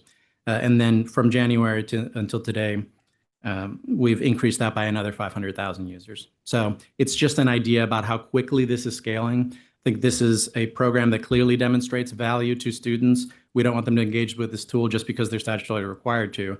I want the students to be engaging with a quality experience that provides them value. I would like them to be delighted about using the tool. And then to date, we've had over 10,000 students opt into direct admissions. Talking through the opportunity that we have at hand, just wanted to note that there are more than 1.8 million students in the 9th through 12th grade pipeline. So when we're thinking about middle school to high school to potentially college. That is the reach that we're talking about. And just wanted to take the opportunity to thank the board. You've always been deeply engaged in these suite of products. You have always given us your insights. And so without the support of the board, the legislature, the governor, we would not be having this effect on students. So really, really pleased about that. Little bit of an update on some of our implementation. So what does that look like in practice? This year, we had the opportunity to have a pretty big impact where we changed how the two applications speak to each other. So we have My Texas Future and Apply Texas. They are two separate websites. But right now we have made it such that there's a single sign-on. That means, and the student can start on either side. Traditionally, we would like them to start on My Texas Future, work through middle high school, and then automatically port their information over to Apply Texas. But that means there's a single streamlined experience, and we're going to continue building that out so that when students engage with direct admissions, that information is up to date for them. It ports over automatically, and they're not having to enter in their information again. That's basically, I'm gonna risk using a baseball metaphor. I'm not really a sports guy, but that's basically getting them on. Oh, I'm gonna mess it up. I'm not gonna do it anyway. It's getting them further along in the application process, and so. Yeah, I was gonna say about third base, hitting a triple or landing on third, being born on third, but. Yeah. Yeah. We're going to move on. Question, just Yes, quick. absolutely. On Apply Texas, do we know like how many of our students that are accepted into public institutions here in Texas use Apply Texas versus the other application? Yeah, so that's a good question, and kind of part of our data modernization work. We're going to get a better insight into that. I'm So hearing some things for my niece. She's a senior in high school. That some schools are telling her to use the other, I don't know what it's called, Common App. Yes. And the person that's helping her get in school also suggested that. So when we have our public institutions telling them to use that app and not ours. So I think the other challenging thing with Common App is Common App charges our institutions typically $4 to $7 an application, and our application's free. So we're not creating a burden for our campuses. So what we've tried to do is enhance the ability so that counselors have more insight and have the technology. So I always say, we are a state agency, not a software company, but we're trying our best to make sure that we're creating a tool that's going to meet the needs of the students, the institutions, and the high school counselors. And it went live last year. I want to acknowledge also Apply Texas. Last year, we were able to transmit 1.5 million applications to our institutions. 1.5 million. It's amazing. And we did that in a way that protected the data so that we were never putting students at risk. So I think that's a huge accomplishment on our part. But I think the challenge is making sure that, Common App and whatever application you're using, you're getting to college. So we're going to have better metrics this fall. I'm wondering the difference in the numbers because I thought it's concerning, and I get that you're in an institution, it's better for them. But if you have somebody that's just a counselor and it's not their money, they don't care about that $7 that's coming in if it's easier for them to use. So just a question on the difference in the numbers that. And he's going to talk about in a second, but the free application as well plays a role. Like that's only for Apply Texas, and that's not the Common App. Okay. And how can we, so we'll have better metrics for you when we get the enrollment for this fall to really understand who applied where, what, when, and who actually matriculated to our campuses. And we'll present that to you all. Thank you. Absolutely. So the 1.5 million application transfers, what does that equate to as students? Is that 10 students? 100 students, or in other words, how many, do we know how many applications we received last year, for example? So we had over 850,000 students register and Apply Texas, and then it resulted in 1.5 million applications. So a student can apply to more than one. Right. The other thing that I didn't acknowledge is that there is completed applications and started applications. And this is something we have to hone in as well, because those who started, there were 2.5 million applications started, but only at 1.5 million that completed. So we have to understand who's not completing, why aren't they completing, how can we improve that process. But it sounds like some of them are being encouraged to go the other direction to another. Yeah, so we've heard that from the field where high school counselors are discussing Common App and using Common App. I think Common App has a counselor suite that they're attracted to, but I think the key here is making sure that there are options and how we can be as competitive of a tool as a Common App. Right. So maybe it's just an education exercise that we're better than the other guys. Yeah, and I don't think the improvements have been put out there every time y'all improve it. I think they're thinking of maybe the applied Texas from 5 years ago. Mm-hmm. And without them knowing that some things, I mean, one was telling me we have to erase all this and I don't have to do that. And then the Common App, maybe that's been changed, but they aren't up to date on the changes. I think we're really hopeful about, sorry, Daniel, direct admissions and making sure that we have a line of sight for students in Texas, because I want to go be Texas centric first and think about our Texas students and how we can give them a line of sight for you're automatically admitted to go to Apply Texas to get more information about what program of study you'd be accepted to. I think that's going to help us. The thing that I need to do in the future is work with Ray from TAC and thinking about the experience of a student who might be in the 50th percentile of their class and might not meet the needs of direct admissions, and how can we see a line of sight for them going from high school to a 2-year for a short-term credential and not leaving them behind. So if I assume, Daniel, we're tracking how many people started Apply Texas, how many people actually completed it, and how many, how that translates into how many applications were transferred to different institutions. So really, we just need to see wherever, like you said, where are we, and just track, are we, progressing over time? Because our goal is to improve the numbers, percentages. Yes, and part of our data modernization initiative is really to tie everything together. So since the students are moving through that pipeline, My Texas Future, engaging with direct admissions, porting over to Apply Texas, we want to know what's going on in every one of those areas. Because to David's point, I do actually feel like I run a software company at this agency, partly. But one of the things that I think we do better than other government agencies, I think I've seen a lot of interesting, sophisticated tools, a lot of tools that are powered by really sophisticated longitudinal data sets. I think ours does a great job of meeting students where they're at, partly because we focus so much on user feedback, stakeholder feedback. We're not resting on our laurels, constantly thinking about how to improve the tool. And so to your point, Ms. Thomas, my goal is to make sure that I can walk into a room and say, yeah, I absolutely think you should use Apply Texas 100% because it is 10 times better than Common App. So that is my goal. And I think Ms. Thomas brings up an excellent point of really we could hone in on different regions of ISDs and who are using Apply Texas versus Common App to really understand the reasons behind that.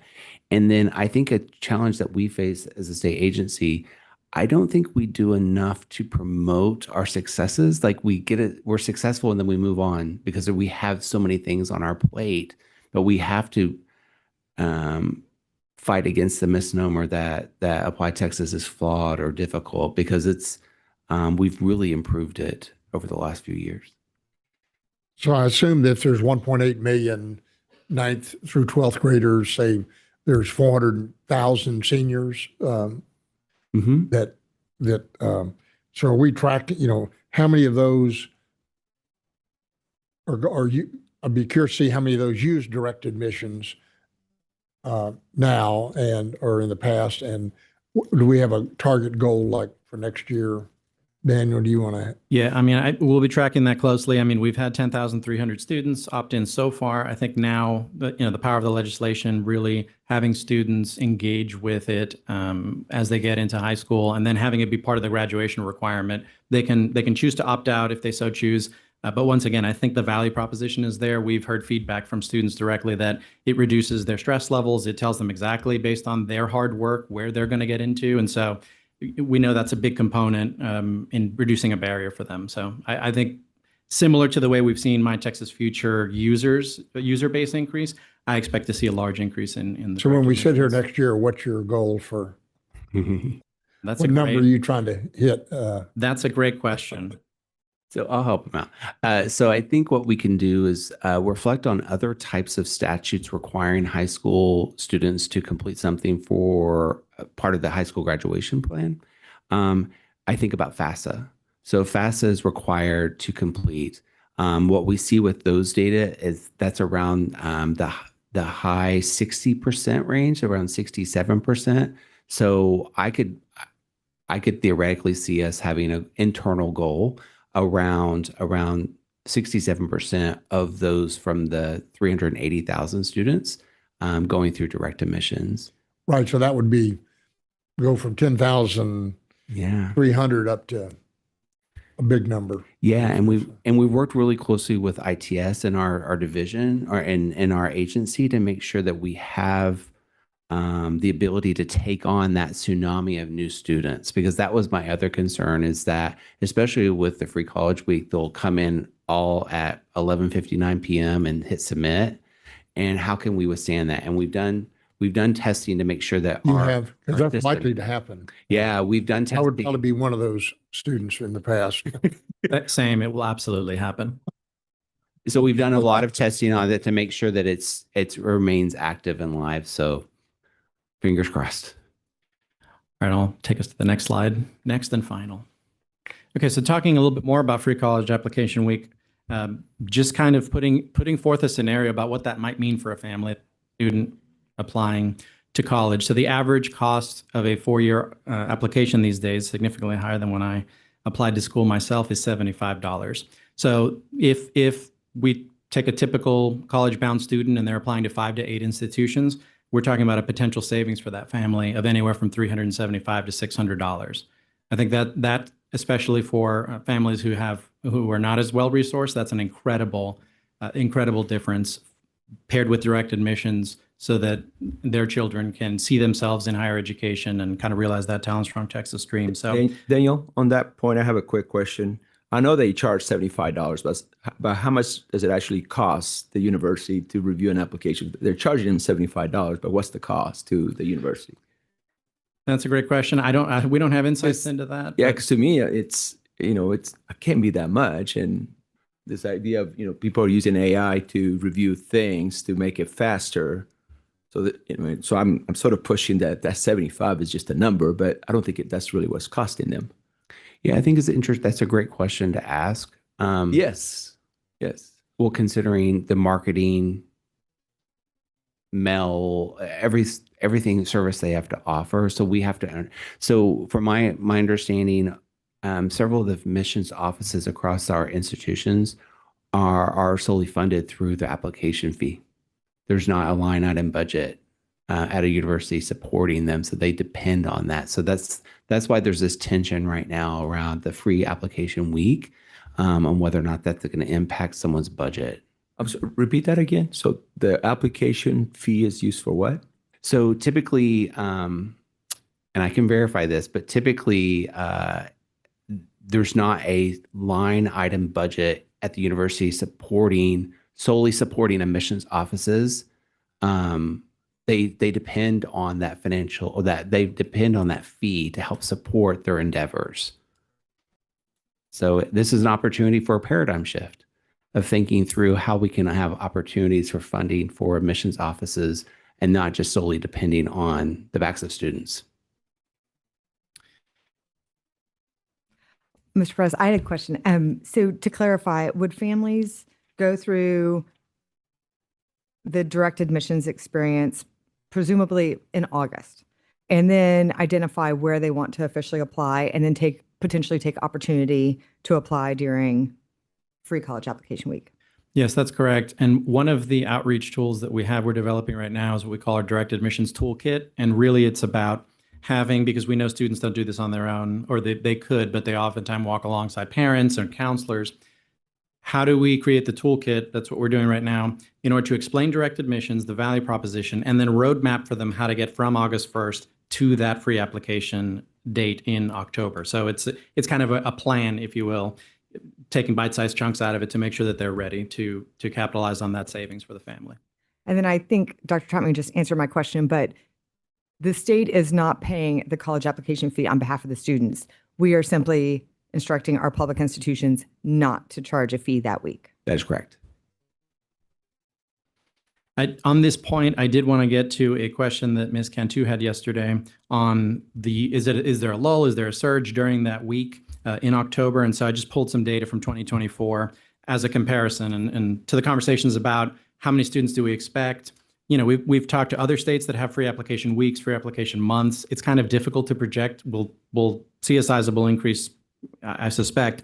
But just for a baseline comparison, in 2024, there were somewhere, above 44,000 applications submitted during that week. And so at a cost of $75 per application, that would have been $3 million.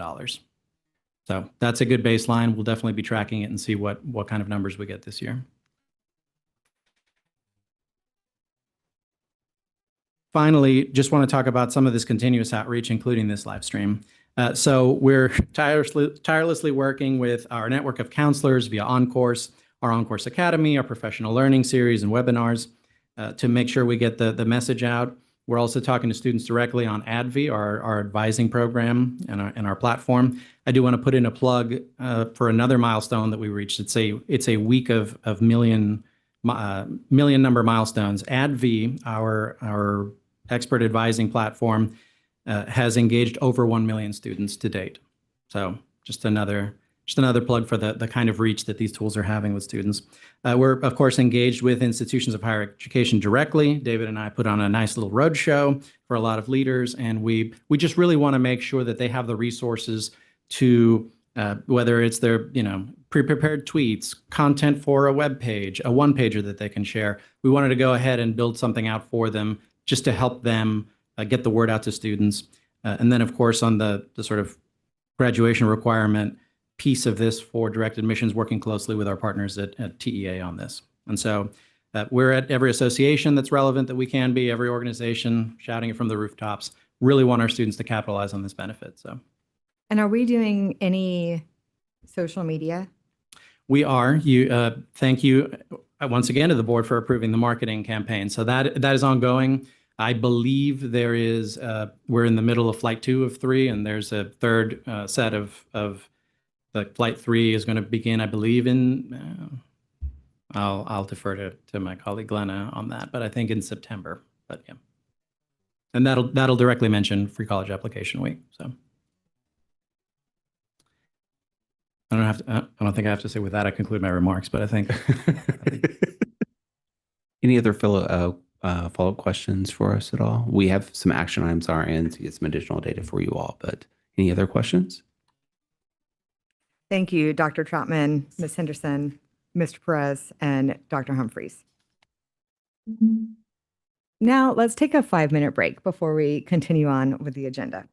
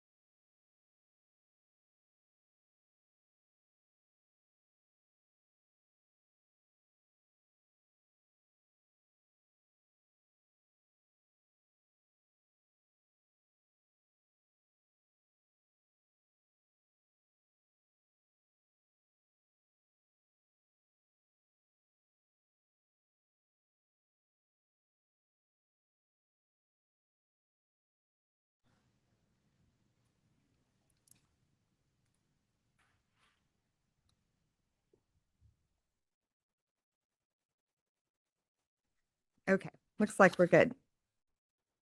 Now we're going to move on to agenda item 7, matters relating to the full board. Agenda item 7A is an update on Texas transfer initiatives. Elizabeth Mayer, Assistant Commissioner for Academic and Health Affairs, will present this item and be available for questions. Ms. Mayer, I didn't give you much heads up.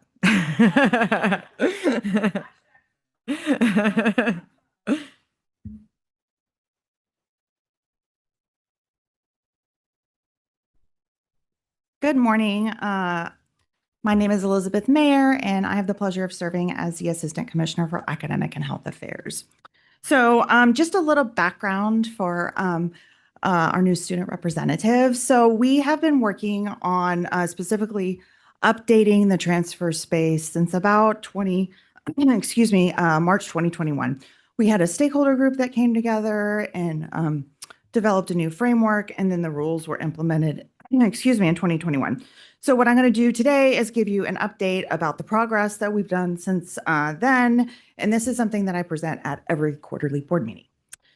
I also wanted to announce that we are excited that we have hired a assistant director for transfer pathways, Brittany Hollis. So she will be starting with us, which we are very, very excited about because, as you can imagine, there is a ton of work involved with this effort. So and this is really a continuation of the conversations that you all have had this morning in terms of providing information on predictability and portability for our students in the state of Texas, because a lot of the conversation this morning was related to financial aid. We want their credits to also go with them. So a lot of the conversation today will be in that space. So next slide.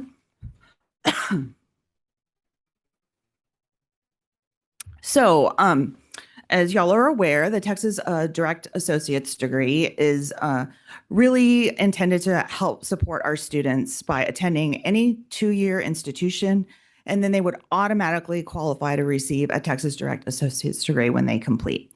So there are 2 components to this. One is the field of study, which I'll get to in a minute, but these are really those discipline-specific pathways that are developed with the assistance of the Texas Transfer Advisory Committee.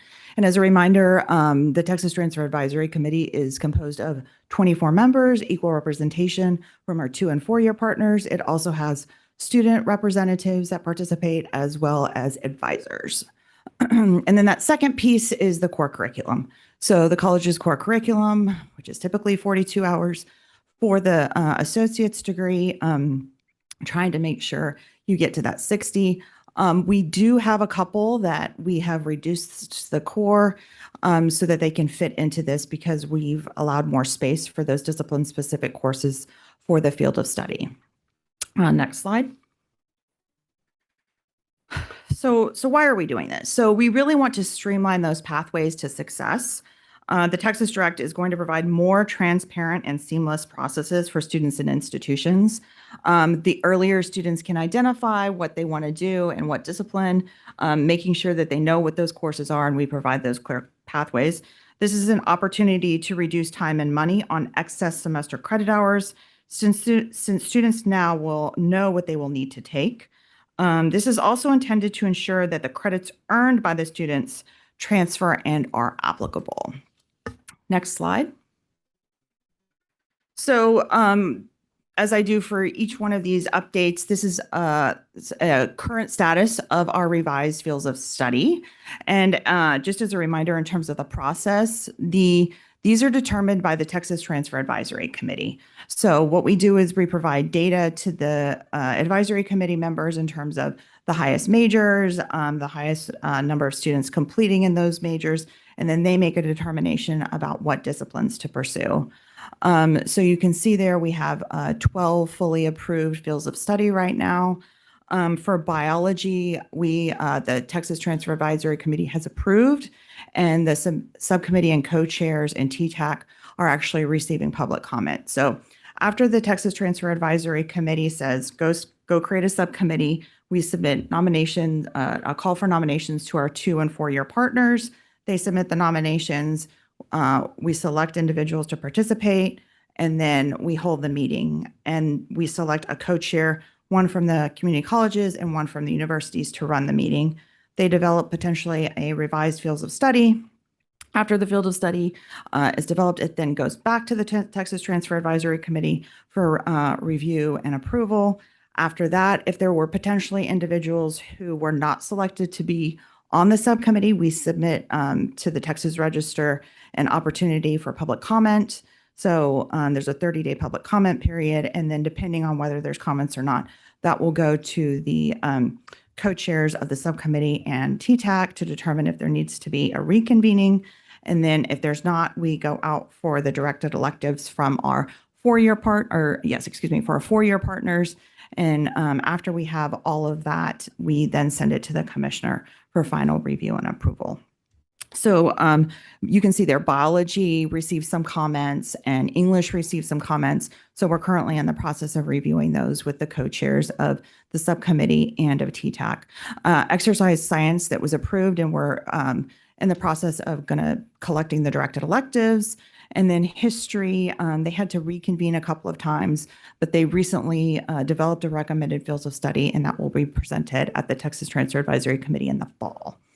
And then computer and information sciences and engineering are going to be in the queue for the fall. So we'll send out a call for nominations and then go through that full process with those folks. Next slide. I just wanted to let you all know about a couple of pieces of legislation that impacted transfer. We're incredibly grateful for the continued support from the legislature for our transfer students, and know this is a priority. So SB 3039, so this combines a couple of transfer reports that were already completed by the agency.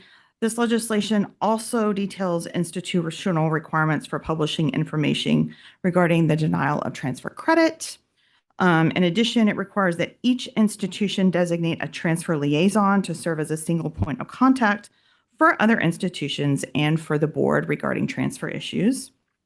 And then this legislation provides authority for rulemaking, and at this time we plan to bring those proposed rules to the January 26th board meeting.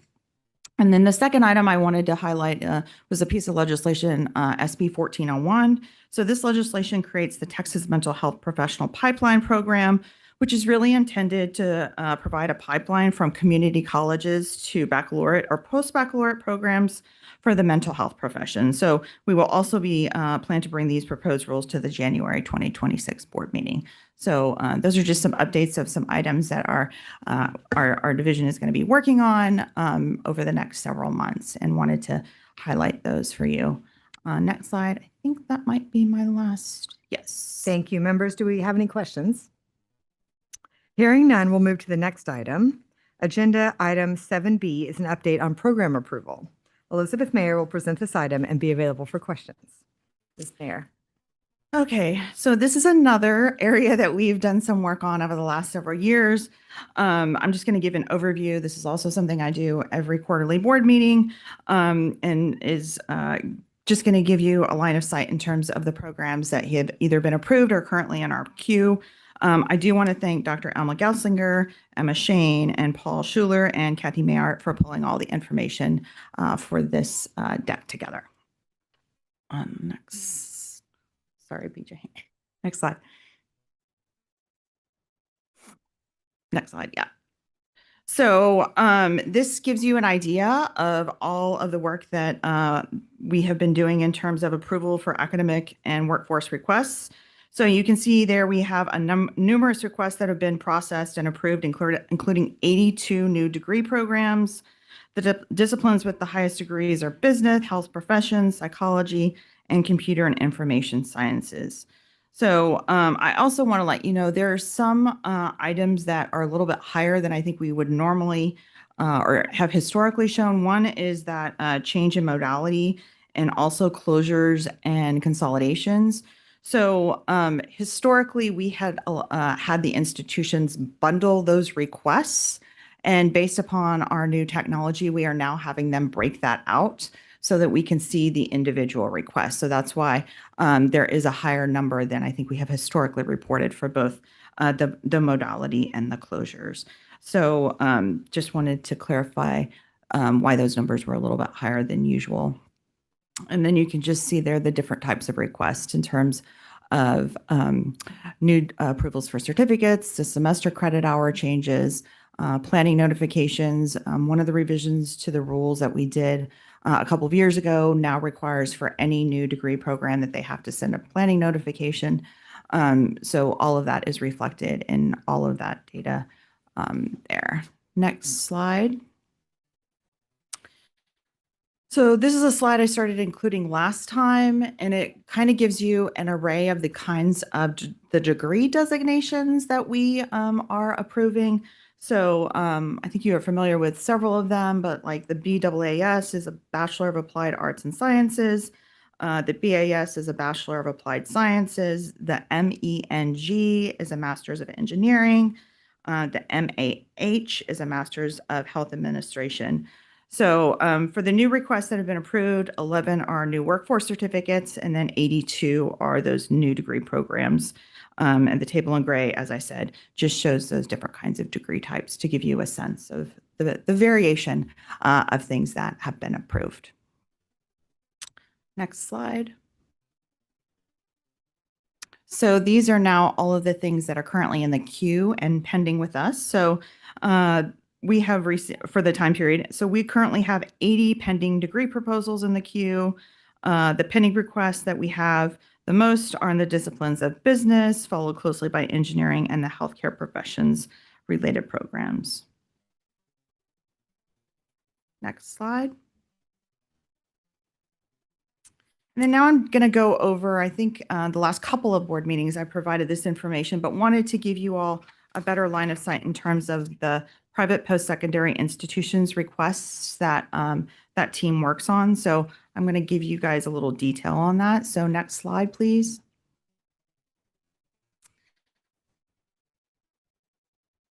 There's no numbers.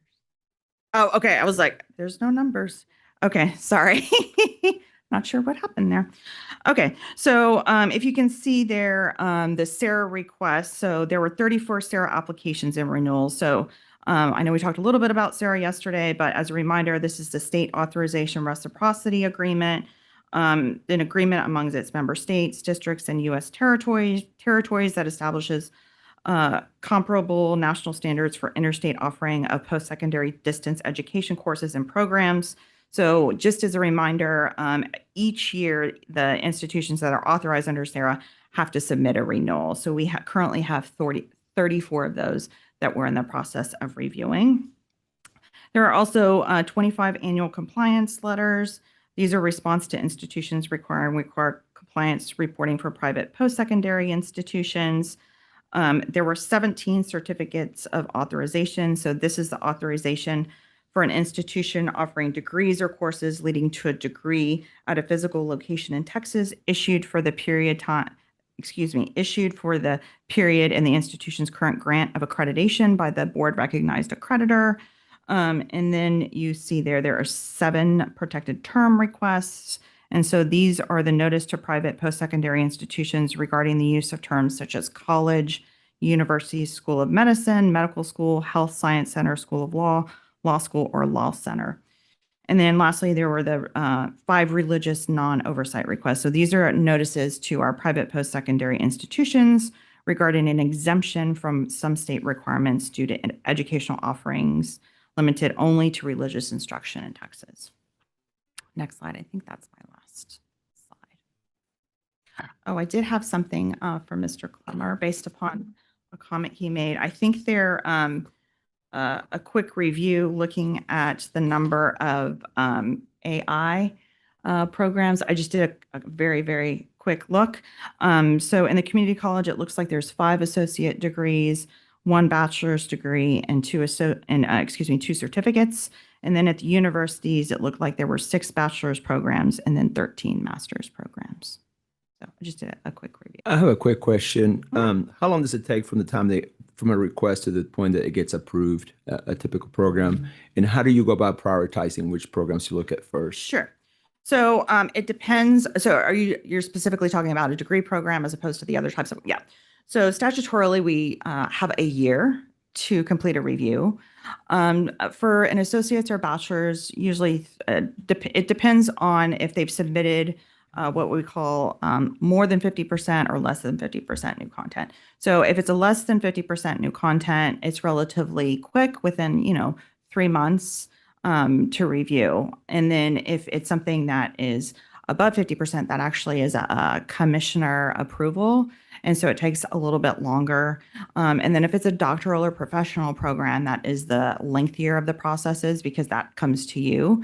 So for all of these, as I mentioned earlier, they have to submit that intent to propose or just so we have a heads up about kind of what's coming in the queue. So for the doctoral and professional programs, we get those degree program requests. We assign them to an individual on our team. They do kind of a administrative check to make sure we have all of the necessary pieces for the proposal. And then we do a desk review. We contract with a desk reviewer. We find somebody outside of the state who is considered an expert in that discipline, do the desk review.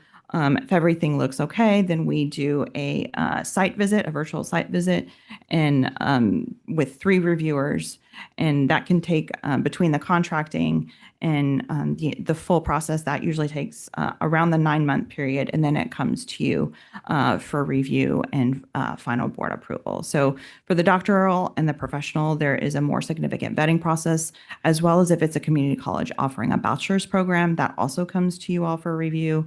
It doesn't usually take quite as long to do those, but it is a longer process than what would be considered the less than 50%. Because if you're typically offering less than 50%, it's usually a reconfiguration of existing courses. Thank you. With no further questions, we'll move to the next item. Thank you. Agenda item 7C is consideration and possible action to acknowledge gifts and donations to the board. This item was approved on consent. Agenda item 7D is discussion and possible action on implementation of new compliance monitoring duties under Texas Education Code Section 61031 and duties of the internal auditor. This item will be heard in closed session later today in the meeting. Agenda item 7E is discussion and possible action to consider the compensation of employees who report directly to the board. This item will also be heard in closed session later in the meeting. Agenda item 8 is matters relating to the Committee on Innovation, Data, and Educational Analytics. In Chair Anwar's absence, I will be chairing this meeting. Thank you for joining us for matters relating to the Committee on Innovation, Data, and Educational Analytics. Yesterday in committee, we approved minutes from the April 25th, 2025 meeting, the appointment of members to 3 advisory committees, 2 reports, and edits to board rules. Agenda item 8B through 8E2 were approved on the consent calendar. Agenda item 8E3 is consideration and possible action to adopt proposed amendments to Chapter 13, Subchapter A, Section 13.1 concerning definitions. Dr. Quintero-Pols will provide a brief presentation and be available to answer questions. Thank you. As we discussed yesterday, the proposed rules for Chapter 13, Subchapter A adds a definition for Class Day to allow the census date to be a more ministerial activity at the institutions, so that if they have a regularly scheduled class day where the coursework does not occur, that class day will not be counted towards the census date calculation. Happy to answer any questions that you might have. Members, are there any questions? Do I have a motion to adopt proposed amendments to Board Rules Chapter 13, Subchapter A, Section 13.1 concerning definitions? So moved. Second. Motion and a second. Thank you. Members, those in favor say aye. Aye. Any opposed? Motion passes. Agenda item 8E4 was approved on consent. Agenda item 8E5 is consideration and possible action to adopt proposed amendments to Chapter 13, Subchapter F, Section 13.101 concerning authority. Dr. Quintero-Pols will provide a brief presentation and be available to answer questions. Thank you. The proposed rules for Chapter 13, Subchapter F are all non-substantive conforming changes. We pulled together tuition-related rules into Chapter 13, Subchapter G that we'll talk about next. And we had to do some cleanup of other rules to make sure all the titles and things like that were appropriately labeled. Happy to answer any questions. Thank you. Any questions? Do I have a motion to adopt proposed amendments to Board Rules Chapter 13, Subchapter F, Section 13101 concerning authority? So moved. Thank you. Second. Thank you. Members, those in favor say aye. Aye. Those opposed say no. Motion passes. Agenda item 8E6 is consideration and possible action to adopt new board rules, Chapter 13, Subchapter G, Sections 13-120, 13-121, 13-123 through 13-128 concerning tuition and fees. Dr. Quintero-Pols will provide a brief presentation and be available to answer questions. Thank you. Chapter 13, Subchapter G is part of our effort to improve the overall transparency and navigability of our rules, specifically in relation to all tuition-related rules, which we have consolidated into Subchapter G. We did make some substantive changes in proposed Rule 13.121. We consolidated a dozen different definitions of a fee into one definition, which will in turn help reduce reporting requirements for institutions. In 13.123, we reconciled the various statutory deadlines associated with tuition collection and formula funding for clarity. And then Rule 13.128 is a new rule relating to ROTC program fee calculation, but it does not represent a change in agency practice. It just codifies the coordinating board's existing methodology. Happy to answer any questions that you might have. Are there any questions? Do I have a motion to adopt new board rules, Chapter 13, Subchapter G, Sections 13-120, 121, 123 through 128 concerning tuition and fees? So moved. I have a motion by Mr. Wilson. Second. Thank you. Members, those in favor say aye. Aye. Those opposed say no. Motion passes. Agenda items 8E, 7 through 9 were approved on consent. This concludes our portion of the meeting. Item 9 is lunch. It is 11:18 a.m. Members, if you are in agreement, we can skip lunch and take that up later in the meeting. Agenda item 10 is matters relating to the Committee on Academic and Workforce Success, chaired by Emma Navarez. Emma. Good morning. During the Committee on Academic Workforce and Success meeting yesterday, the committee approved the following items: meetings from the April meeting, 5 reports, an institution name change, the appointment of advisory committee members, the distribution of funds to support family practice residency programs, termination of a 2019 Memorandum of Understanding between the Texas Higher Education Coordinating Board and the Burrell College of Osteopathic Medicine, a grant award to UT Arlington for the Nursing Shortage Reduction Program, an amendment to the contract with Deloitte Consulting, LLP, 3 new degree programs, and updates to the board rules. We also heard updates on the activities of 5 advisory committees and doctoral and professional degree program progress reports. Agenda items 10B through 10G were approved on consent. Agenda item 10H is an update on doctoral and professional progress reports received by the Texas Higher Education Coordinating Board, Texas Administrative Code, Title 19, Section 2.182. Elizabeth Mayer, Assistant Commissioner for Academic and Health Affairs, will present this item and be available to answer any questions. This item is for information only. Ms. Mayer. The Texas Higher Education Coordinating Board monitors each newly approved doctoral and professional program for the first 5 years following implementation. I went through this a bit yesterday, so just as a reminder, institutions are required to submit these progress reports in years 1, 3, and 5. And you can see the update provides the board with an overview of all doctoral and professional programs currently within the 5-year monitoring period.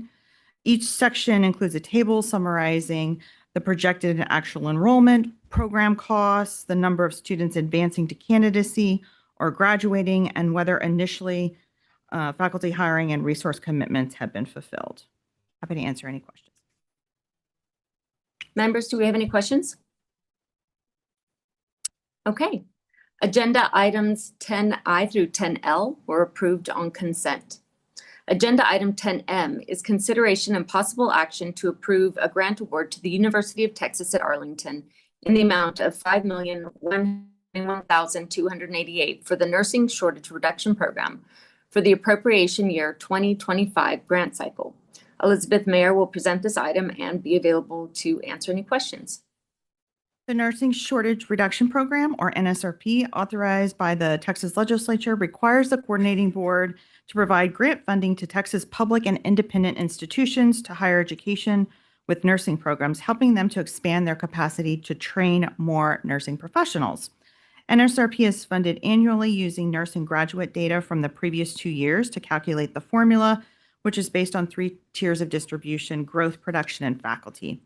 Based on this formula, the award amount to the University of Texas at Arlington is anticipated to exceed $5 million and therefore requires approval by the board for the coordinating board under the Texas Administrative Code Rule 1.16. And the commissioner recommends approval for this item. Do we have any questions on this item? If not, do I have a motion to approve the grant award to the University of Texas at Arlington in the amount of $5,121,288 for the Nursing Shortage Reduction Program for the appropriation year 2025 grant cycle? Do we have a motion?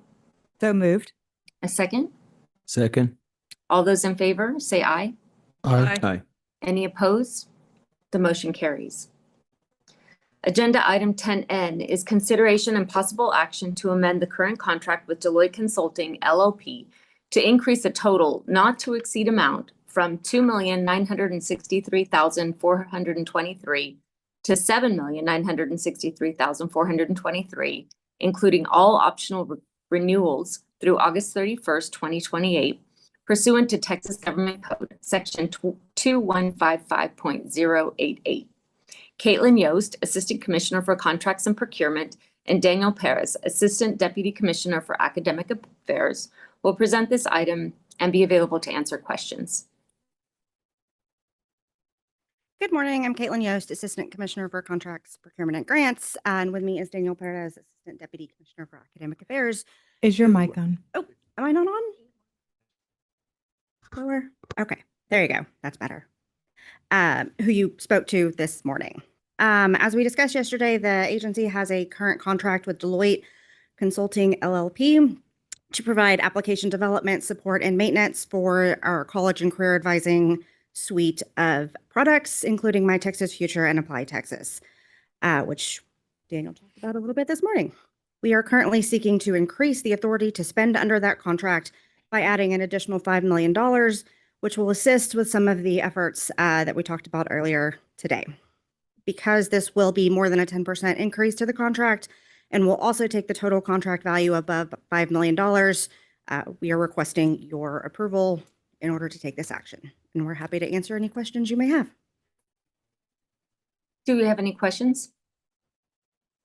Is it a change of scope? I mean, is it just additional work that they're doing or just maintaining the current platforms that we have? Yeah, so I think the work is in two categories. I see it. One is just ongoing maintenance. So that's anything you can imagine from if an institution changes the way they ingest their application files, we have to make changes on our end. Microsoft makes an update to Azure, we have to make changes. So part of that's the maintenance. The other side of it is development work. So as I spoke earlier about single sign-on, that was one change. It was a big development change. And Very so this positive, contract, right. So, Yeah, this contract serves both of those needs. thank you. And is the amount of increase, is it based on time and material estimates or actual hard bid, or do we get other bids, or is it, how do we vet the pricing of this? So the initial contract, we did go out for bid. And since the general scope of that was broad enough to include future application development, we are not going out for rebid again. In terms of how the pricing was structured, I will kind of turn that over to Daniel if you want to talk about how they develop their kind of pricing for the additional work. Yeah, I'll try not to take us down a rabbit hole of what kind of people constitute a certain type of sprint, but basically it's their development teams over at our vendor partner. And so depending on the size, how many developers, how many testers, how many product managers are in that team, that kind of, that instructs the amount that we pay. So. Right. So they've estimated this amount of resources for this work. Yeah, we've worked closely with them in order to make sure that we're basically getting the best use of our appropriations. Right. So yeah, absolutely. And we follow up to make sure those number of people that were promised actually always show up. Good. With laser focus. Thank you. Yes. Okay, do we have any other questions? If not, can I have a motion to amend the current contract with Deloitte Consulting LLP to increase the total not to exceed amount from $2,963,423 to $7,963,423, including all optional renewals through August 31st, 2028, pursuant to Texas Government Code Section 2155.088. Do I have a motion? So moved. Do I have a second? Second. Great. All those in favor say aye. Aye. Any opposed say no. The motion passes. Agenda item 10.01 through 10.03 are the proposed degree programs. 10.01 is consideration and possible action to approve the request from Texas A&M University, San Antonio for a Doctor of Education and Education Leadership. Elizabeth Mayer will present this item and be available to answer questions. Dr. Salvador Hector Ochoa, President of A&M University San Antonio, and Dr. Mohammed Alberderman, Provost and Senior Vice President for Academic Affairs, are also available for questions. Ms. Mayer. Texas A&M University San Antonio is seeking approval to offer a Doctor of Education degree program and educational leadership that would begin in the fall of 2025. This is the first doctoral program proposed by the institution. Graduates will be prepared to meet the needs of school districts by filling district leadership positions with specializations in special education, bilingual education, and early childhood education, and needed skills in innovation, entrepreneurship, and business acumen. The commissioner recommends the program for board approval. Commissioner Rosser, Chairman Nevadas. Yeah. Yeah, sorry. Commissioner Rosser, Chairman Nevadas, and esteemed members of the Texas Higher Education Coordination Board. As president, I am pleased to share the proposed Doctoral of Education Leadership on behalf of Texas A&M University San Antonio. We would personally like to thank Ms. Austin, Program Director of Academic and Health Affairs, along with Dr. Jean Surface, Dr. Kevin Brady, and Dr. Jerome Graham for their thoughtful review and subsequent recommendations of our proposal. I would now like to introduce our provost who can provide additional details. Good afternoon, Commissioner Rosser, Chair Navarez, and members of the coordinating board. It's a privilege actually to be here to present this, and since Board Member Navarez asked about the time it takes for that degree. We started working on this degree in the fall of 2022. That, of course, that's not before it came to the board, but it takes 3 years or so of planning and so on to get such a program to come to fruition. And before I introduce the dean of the college, I just want to read a short statement from the review team that the coordinating board appoints to review the program. The review team came away from the site visit to Texas A&M University San Antonio with a deep sense of admiration and inspiration.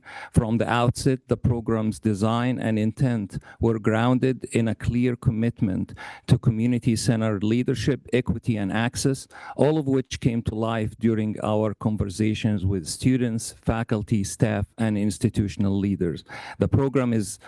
The The program is being proposed not just as another doctoral program, but as a vehicle to elevate educational leadership practices, develop justice-minded leaders, and serve the San Antonio region in a meaningful and lasting ways. This is, of course, a reflection of the work of the faculty who worked on the design of this program. Now I want to introduce the Dean of the College, who will add a little bit more details. Commissioner Reiser, Chair of RS, and members of the board. On the behalf of my esteemed colleagues, some of which are sitting behind me in this room, I am honored to give an overview of our proposal. If approved, it would be our first doctoral program at A&M San Antonio, the first on the south side of San Antonio. Since 2009, we have been preparing school and district level leaders, graduating hundreds of K-12 school, campus, and district level leaders, including 8 sitting superintendents. One recently named Region 20 Superintendent of the Year, Gerardo Soto from Harlandale ISD. For years, our alumni and school leaders have been advocating for a practitioner-focused degree, doctoral degree, based on interest in national data and aligned with the Texas Higher Ed Coordinating Board 60 by 30 Texas Strategic Plan. We design and present before you today this synchronous online doctoral educational leadership degree, which allows future students to complete the program in 4 years with the potential of a fast track of 3-year option. This unique program design develops not only school and district level leaders, but also teacher level leadership options. This degree encompasses 3 components: leadership core, specialization strands, and research core. The leadership core provides a common understanding of transformative and innovative leadership practices. The 5 specialization strands: leadership development, are bilingual education leadership, early childhood educational leadership, special education leadership, multidisciplinary approach to leadership, and district level leadership with the option of superintendent certification.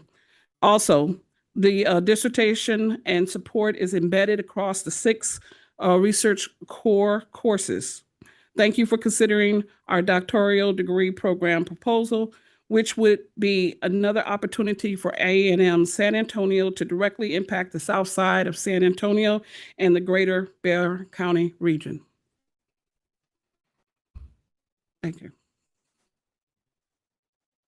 Thank you. That's very exciting. Do you have any questions? I have one. Yes. Ms. Mayer said yesterday that y'all plan on going hybrid or in person. Do y'all have a timeline on when y'all hope to do that? This is a synchronous program. So even though it's 100% online, they will have face-to-face classes online, and we plan to start it in the fall of 26. Okay, thank you very much. Another question. So first of all, thank you for being here. As this will be your first doctoral program, which is very exciting, what are some resources that you currently offer your graduate students that might be implemented or augmented for doctoral students, especially as many might be leaders on campus already and full-time working?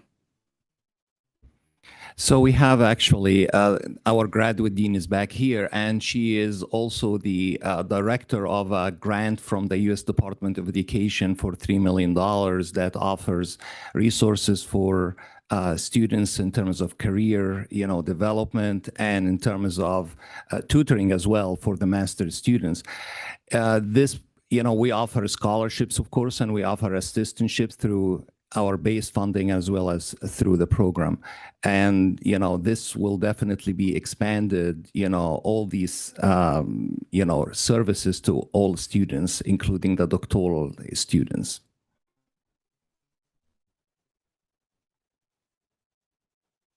Okay, great.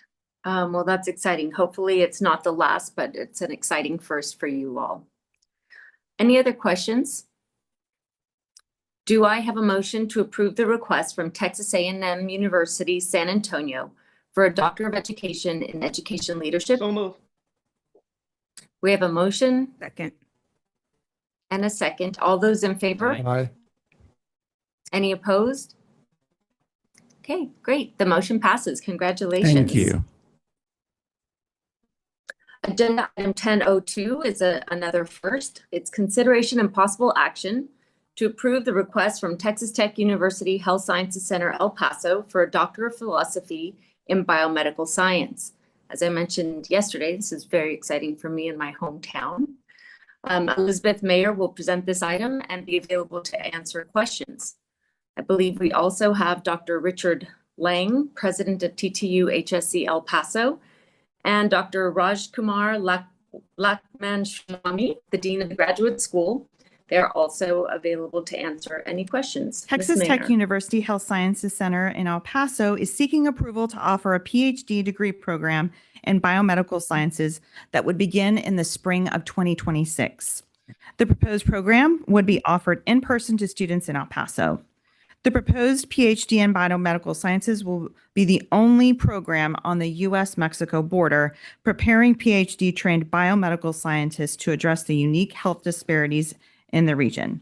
As I mentioned yesterday, over 50% of current Texas Tech University Health Science Center El Paso's graduate school students are from El Paso, indicating a strong need for a program serving regional students.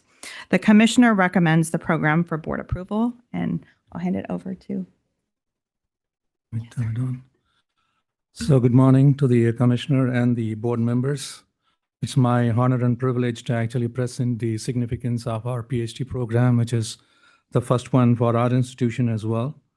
So the goal of the PhD in Biomedical Sciences program is to build scientific leaders for the future. The establishment of this particular PhD program is a strategic initiative to address the growing needs.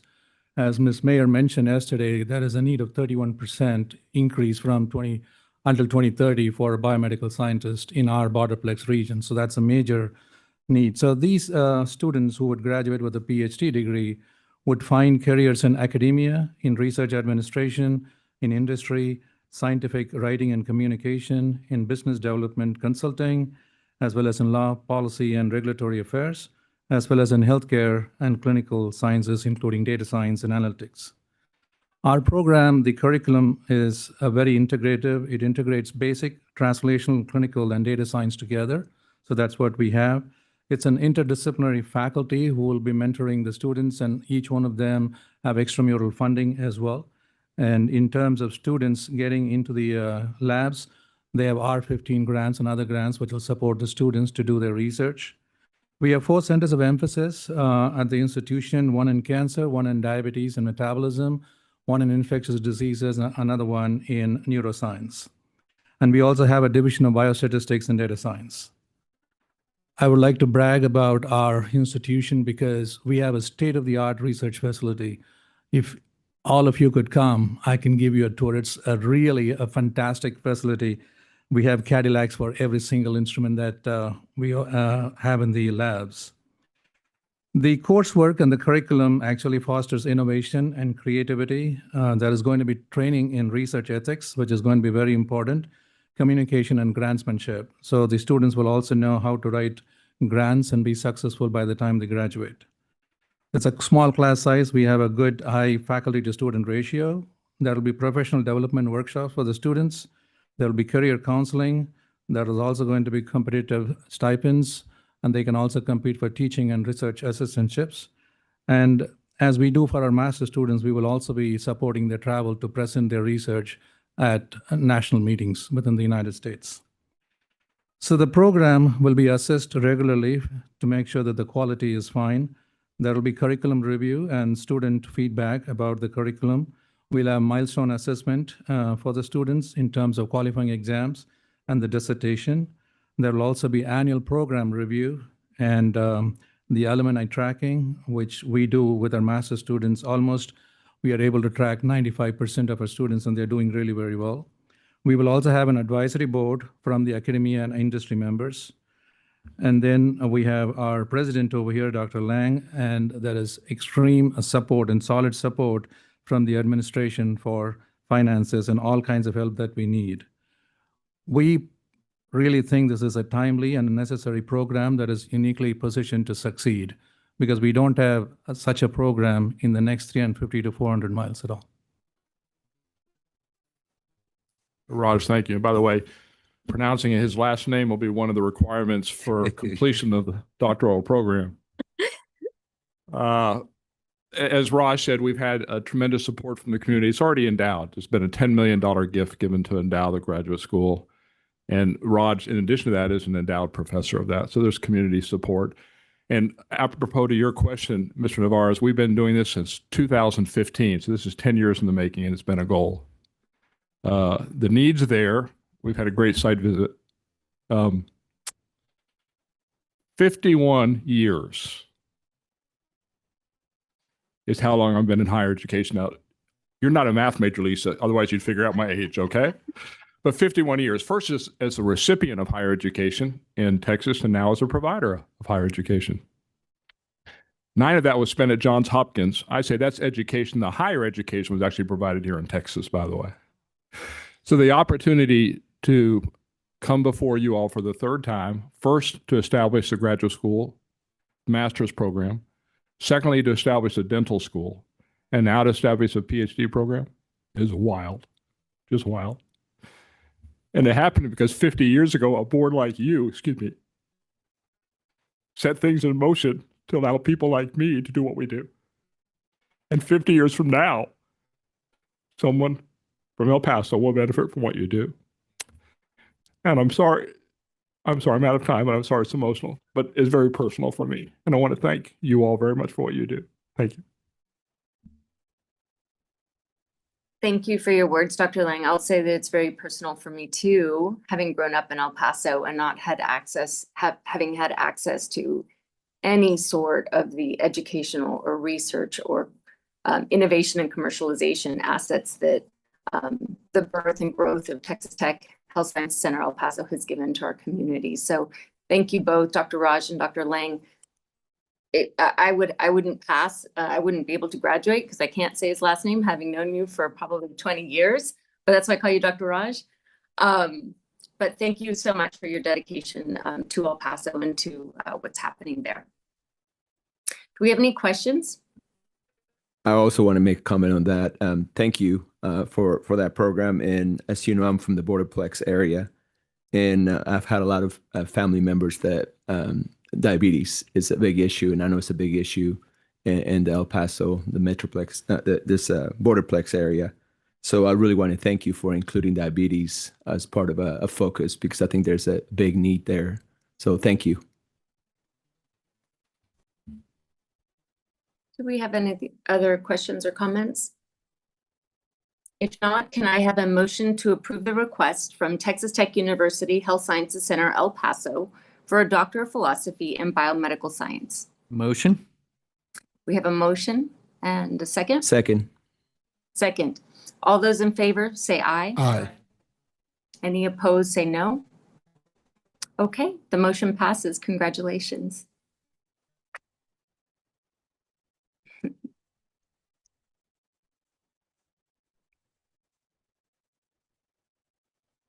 Okay, moving on to agenda item 1003 is consideration and possible action to approve the request from the University of Texas Health Sciences Center at Houston for a Doctor of Philosophy degree in Cognitive and Behavioral Sciences. Elizabeth Mayer will present this item and be available to answer any questions. Dr. Kevin Morano, Senior Associate Dean for Faculty Affairs at McGovern Medical School and Senior Vice President for Academic and Faculty Affairs at UT Health Houston, and Dr. Scott Lane, Professor and Vice Chair for Research and Associate Dean of Academic and Student Affairs at UT Health Houston, School of Behavioral Health Sciences, Director of Research at UT Health Houston Dunn Behavioral Sciences Campus, and Associate Director at the Center for Neurobehavioral Research on Addiction, are also available to answer questions. Ms. Mayer. The University of Texas Health Science Center Houston is seeking approval to offer a Doctor of Philosophy degree program in Cognitive and Behavioral Sciences that would begin in the fall of 2026. The proposed program would be offered in person to students in Houston. The program will be the first in Texas to integrate psychology, psychiatry, neuroscience, computation science, biochemistry, and genetics to understand how the brain regulates behavior. The program will be housed within the new UT Health Houston School of Behavioral Sciences, designed to improve access to quality behavioral health care by offering unique, exceptional, and in-demand graduate education programs, postdoctoral fellowships, and clinical internships. The commissioner recommends the program for board approval. I'll now hand it over to the institution. Thank you to all the committee board members for this opportunity to present our vision for a doctoral program in cognitive and behavioral sciences. This program is designed to explore the complex array of influences on human behavior across the lifespan. It will address both healthy development and the challenges associated with mental illness, neurological disorders, and other associated behavioral health conditions. As Ms. Mayer mentioned, the program takes an interdisciplinary approach. Its goal is to prepare a new generation of experts capable of bridging the gap between biological systems and behavioral outcomes. More practically, Texas currently faces a significant shortage of behavioral health professionals. 98% of our counties are designated as mental health professional shortage areas. The situation will not resolve without strategic planning. The proposed doctoral program is part of a broader strategy to address that need, not only by expanding the clinical workforce, which we proposed in our last session, but by developing the researchers and innovators who will shape the future of mental health care. Graduates will be prepared for careers in biomedical and behavioral research and clinical innovation. They will work across academic, clinical health care, and industry settings. Their work will contribute to the development of more effective treatments, smarter interventions, and advanced tools for understanding the complex behavioral health challenges that face the individuals in our state.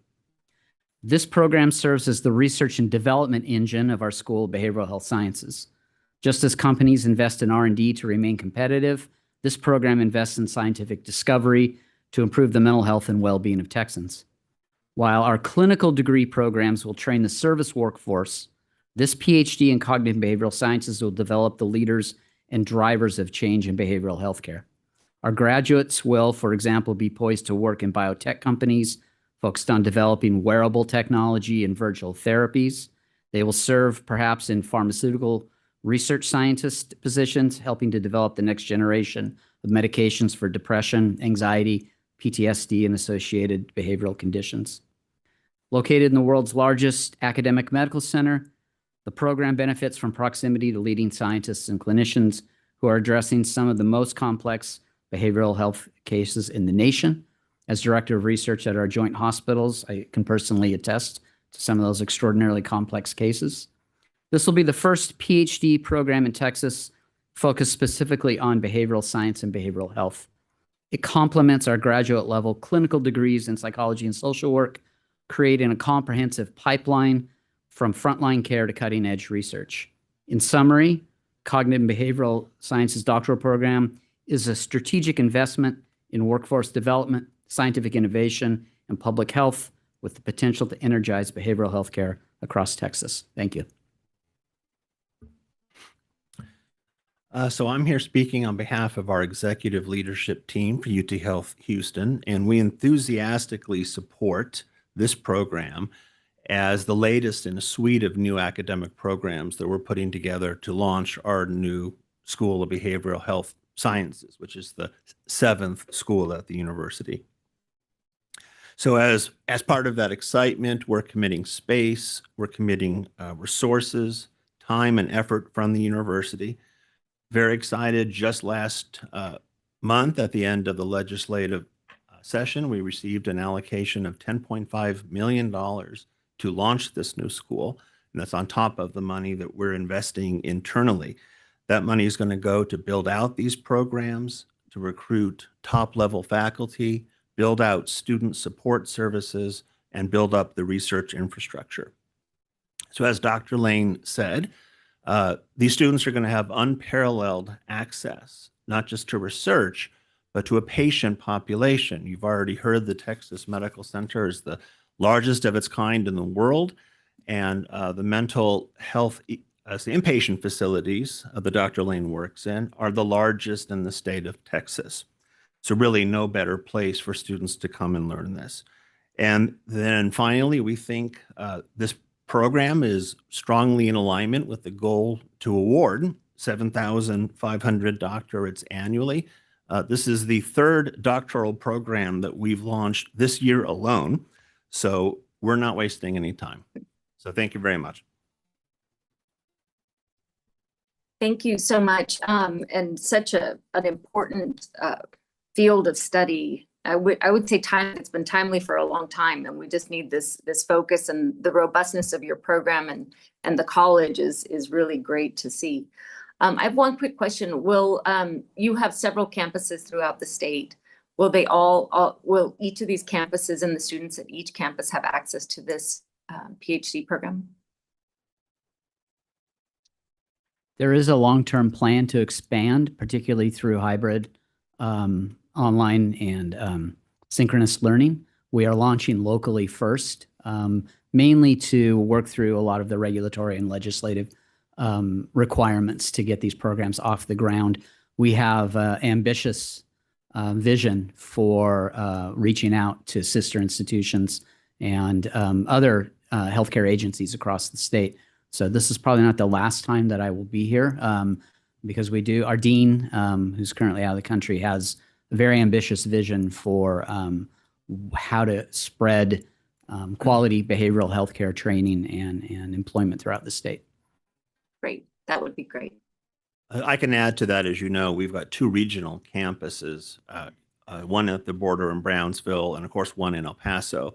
And so those would be ideal locations for us to expand, especially if we can do some sort of in-person / remote work for those students to be able to spend some time there and then some time in Houston. That would be great. Do we have any questions? Okay. Then do I have a motion to approve the request from the University of Texas Health Sciences Center at Houston for a Doctor of Philosophy degree in Cognitive and Behavioral Sciences? So moved. We have a motion and a second by? Second. Okay, great. All those in favor say aye. Aye. Aye. Any opposed say no. Great, the motion passes. Congratulations. Thank you. Thank you very much. Okay, agenda item 10P1 through 10P10 were approved on consent. Agenda item 10P11 is consideration and possible action to adopt the amendments to Board Rule Chapter 7, Subchapter B, Section 7.52 and 7.57, approval for participation in the State Authorization Reciprocity Agreement, SARA, for private or independent institutions of higher education and private post-secondary educational institutions. Elizabeth Mayer will present this item and be available to answer any questions. Ms. Mayer. I presented this item yesterday, but as a reminder, so the coordinating board recommends adoption of the amendments to the rules related to the out-of-state SARA participants. So these amendments are intended to clarify the requirements for students enrolled in out-of-state SARA participating institutions who are placed in practicum or clinical sites within Texas. This amendment limits the number of students enrolled in out-of-state SARA participating institutions who are placed simultaneously at practicums or clinical sites within Texas to 10 students per academic program as specified in the SARA policy manual. So happy to answer any questions. Do we have any questions? Okay, do I have a board motion to adopt amendments to Board Rules Chapter 7, Subchapter B, Section 7.52 and 7.57 concerning approval for participation in the State Authorization Reciprocity Agreement, or SARA, for private or independent institutions of higher education and private post-secondary educational institutions? So moved. We have a motion. Second. And a second. All those in favor say aye. Aye. Any opposed? Okay, the motion carries. Agenda items 10P12 through 10P15 were approved on consent. And this concludes the Committee on Academic and Workforce Success part of the agenda. Thank you. Agenda item 11 is matters relating to the Agency Operations Committee chaired by Welcome Wilson. Welcome. Thank you. Good afternoon. During the Agency Operations Committee meeting yesterday, the committee approved the minutes from the April 2025 committee meeting, amended the current contract with F Fairs. The agency's approved the agency's operating budget for 2026 and 2027, and the internal audit and compliance monitoring plans for 2026. The committee also received a report on grants and contracts, an update on the 89th Texas legislative session, a review of the FY 2025 financial report, and an update on the internal audit and compliance monitoring. Agenda items 11B and 11C were approved on consent. Agenda item 11D is consideration and possible action to adopt the agency's operating budget for fiscal years 2026, and 2027. Anthony Infantini, Chief Financial Officer, will present this item to the board and be available for any questions. Hello all. Good morning. As we talked yesterday, we have to adopt an operating budget for the biennium that's going to start September 1st, 2025 and run through August 31st, 2027. I won't go through the full slides, and I have the exhibit ready if there are any other items that you've thought about that you'd like clarified. But once the board fully approves this budget, we will begin our implementation efforts and start loading our budgets and getting all these contracts and all these efforts underway. And with that, I'm happy to answer any remaining questions you may have. Any questions? We all heard the presentation yesterday. Thank you very much. If I no other questions, I have a motion to approve the agency's operating budget for fiscal years 26 and 2027. Do I have a motion, please? So moved. I have a motion and a second by Mr. Clemmer. All in favor indicate by saying aye. Aye. Any opposed? Hearing none, the motion is approved. Agenda item 11E was approved on the consent agenda. Agenda item 11F is consideration and possible action to amend the current contract with V-Fairs to increase the total not to exceed amount of $96,955 up to $108,845, including all optional renewals through August 31st, 2027, pursuant to the Texas Government Code, Section 2155.088. Caitlin Yost, Assistant Commissioner for Contracts, Procurement, and Glenna Brune, Associate Commissioner for Public Affairs, will present this item and be available for questions. And as I recall from yesterday, the amount of the contracts going up, but we're actually saving money by consolidating scope with another contract. That's correct. Sorry, make sure the mic is working this time. That is correct. Hello again. As we talked about yesterday, the agency currently has a contract with the V-Fairs that our communications team uses for our annual Higher Ed Leadership Conference. We are looking to add some funds to that so that our digital learning team can use that as well. And as Board Member Wilson mentioned, that would result in a net savings since we can cancel the contract that that team is currently using. So happy to answer any questions you may have. And we're recommending approval. Great. Members, any questions? If not, do I have a motion to approve and amend the current contract with V-Fairs to increase the total amount not to exceed an amount increased from $96,955 to $108,845, including all optional renewals through August 31st, 2027, pursuant to Texas Government Code Section 2155.088. Do I have a motion, please? So moved. I have a motion. Do I have a second? Second. Motion and second. All in favor? Aye. Any opposed? Hearing none, the motion passes. Agenda item 11G is consideration and possible action to approve the internal audit plan for fiscal year 2026. Arby Gonzalez, Assistant Commissioner for Internal Audit, will present this item and be available to answer any questions.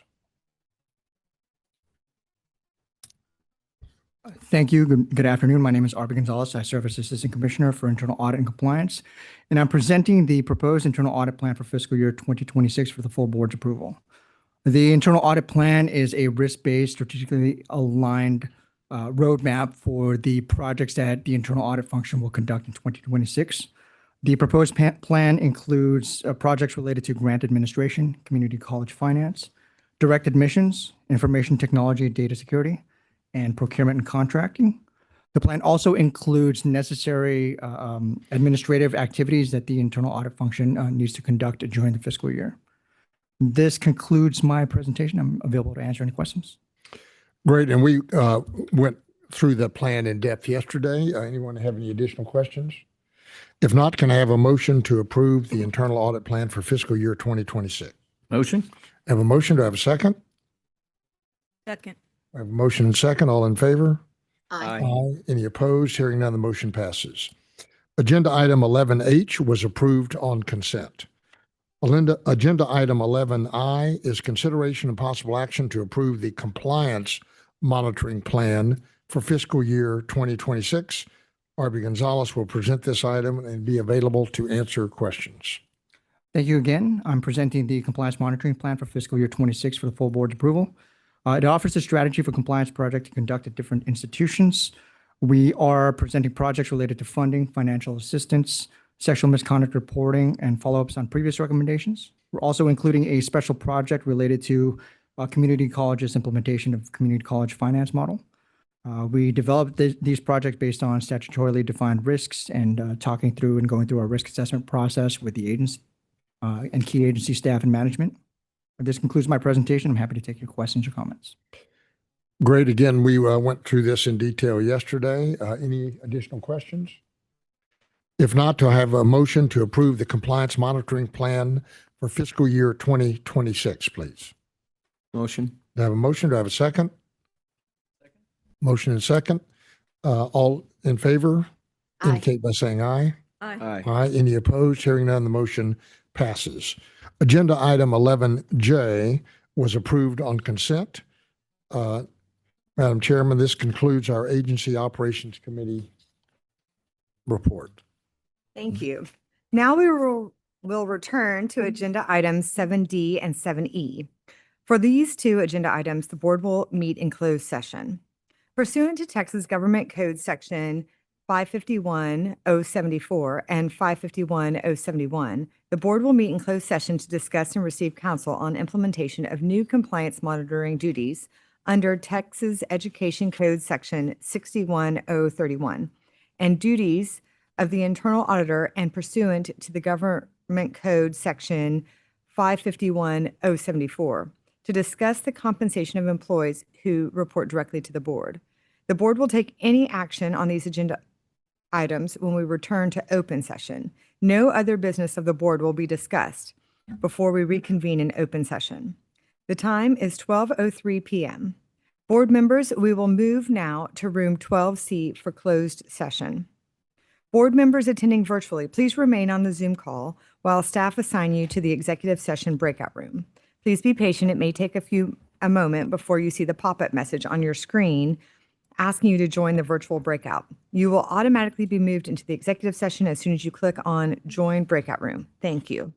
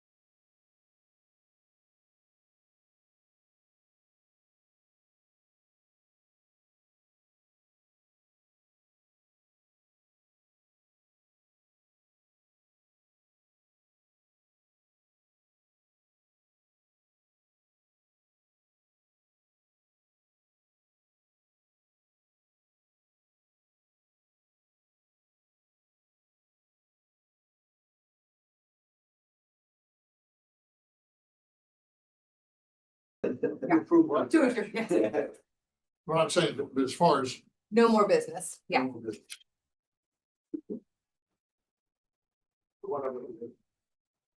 And so we're leaving here at 12:50. And I'll No pick all taker. that up and then we'll need you to sign it.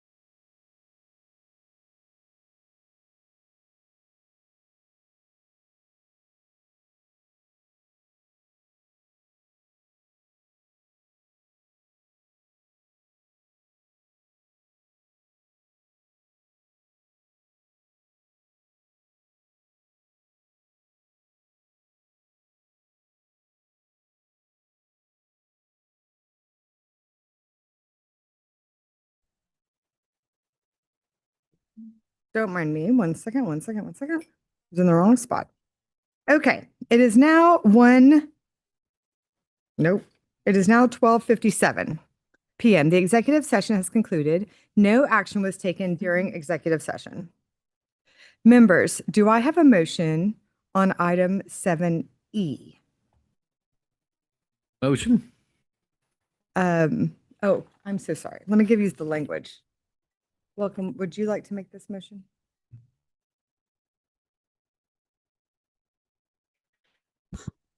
Yes, I move that we authorize the board chair to take action to approve the compensation for the board direct reports in accordance with the board discussion in executive session.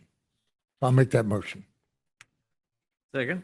I have a motion by Mr. Wilson and a second. Members, all in favor say aye. Aye. Any opposed? The motion passes. This concludes our meeting. The time is 12:58 p.m. Do I have a motion to adjourn? So moved. A motion and a second. All members, all in favor say aye. Aye. Aye. Motion passes. That concludes our meeting. Thank you, guys.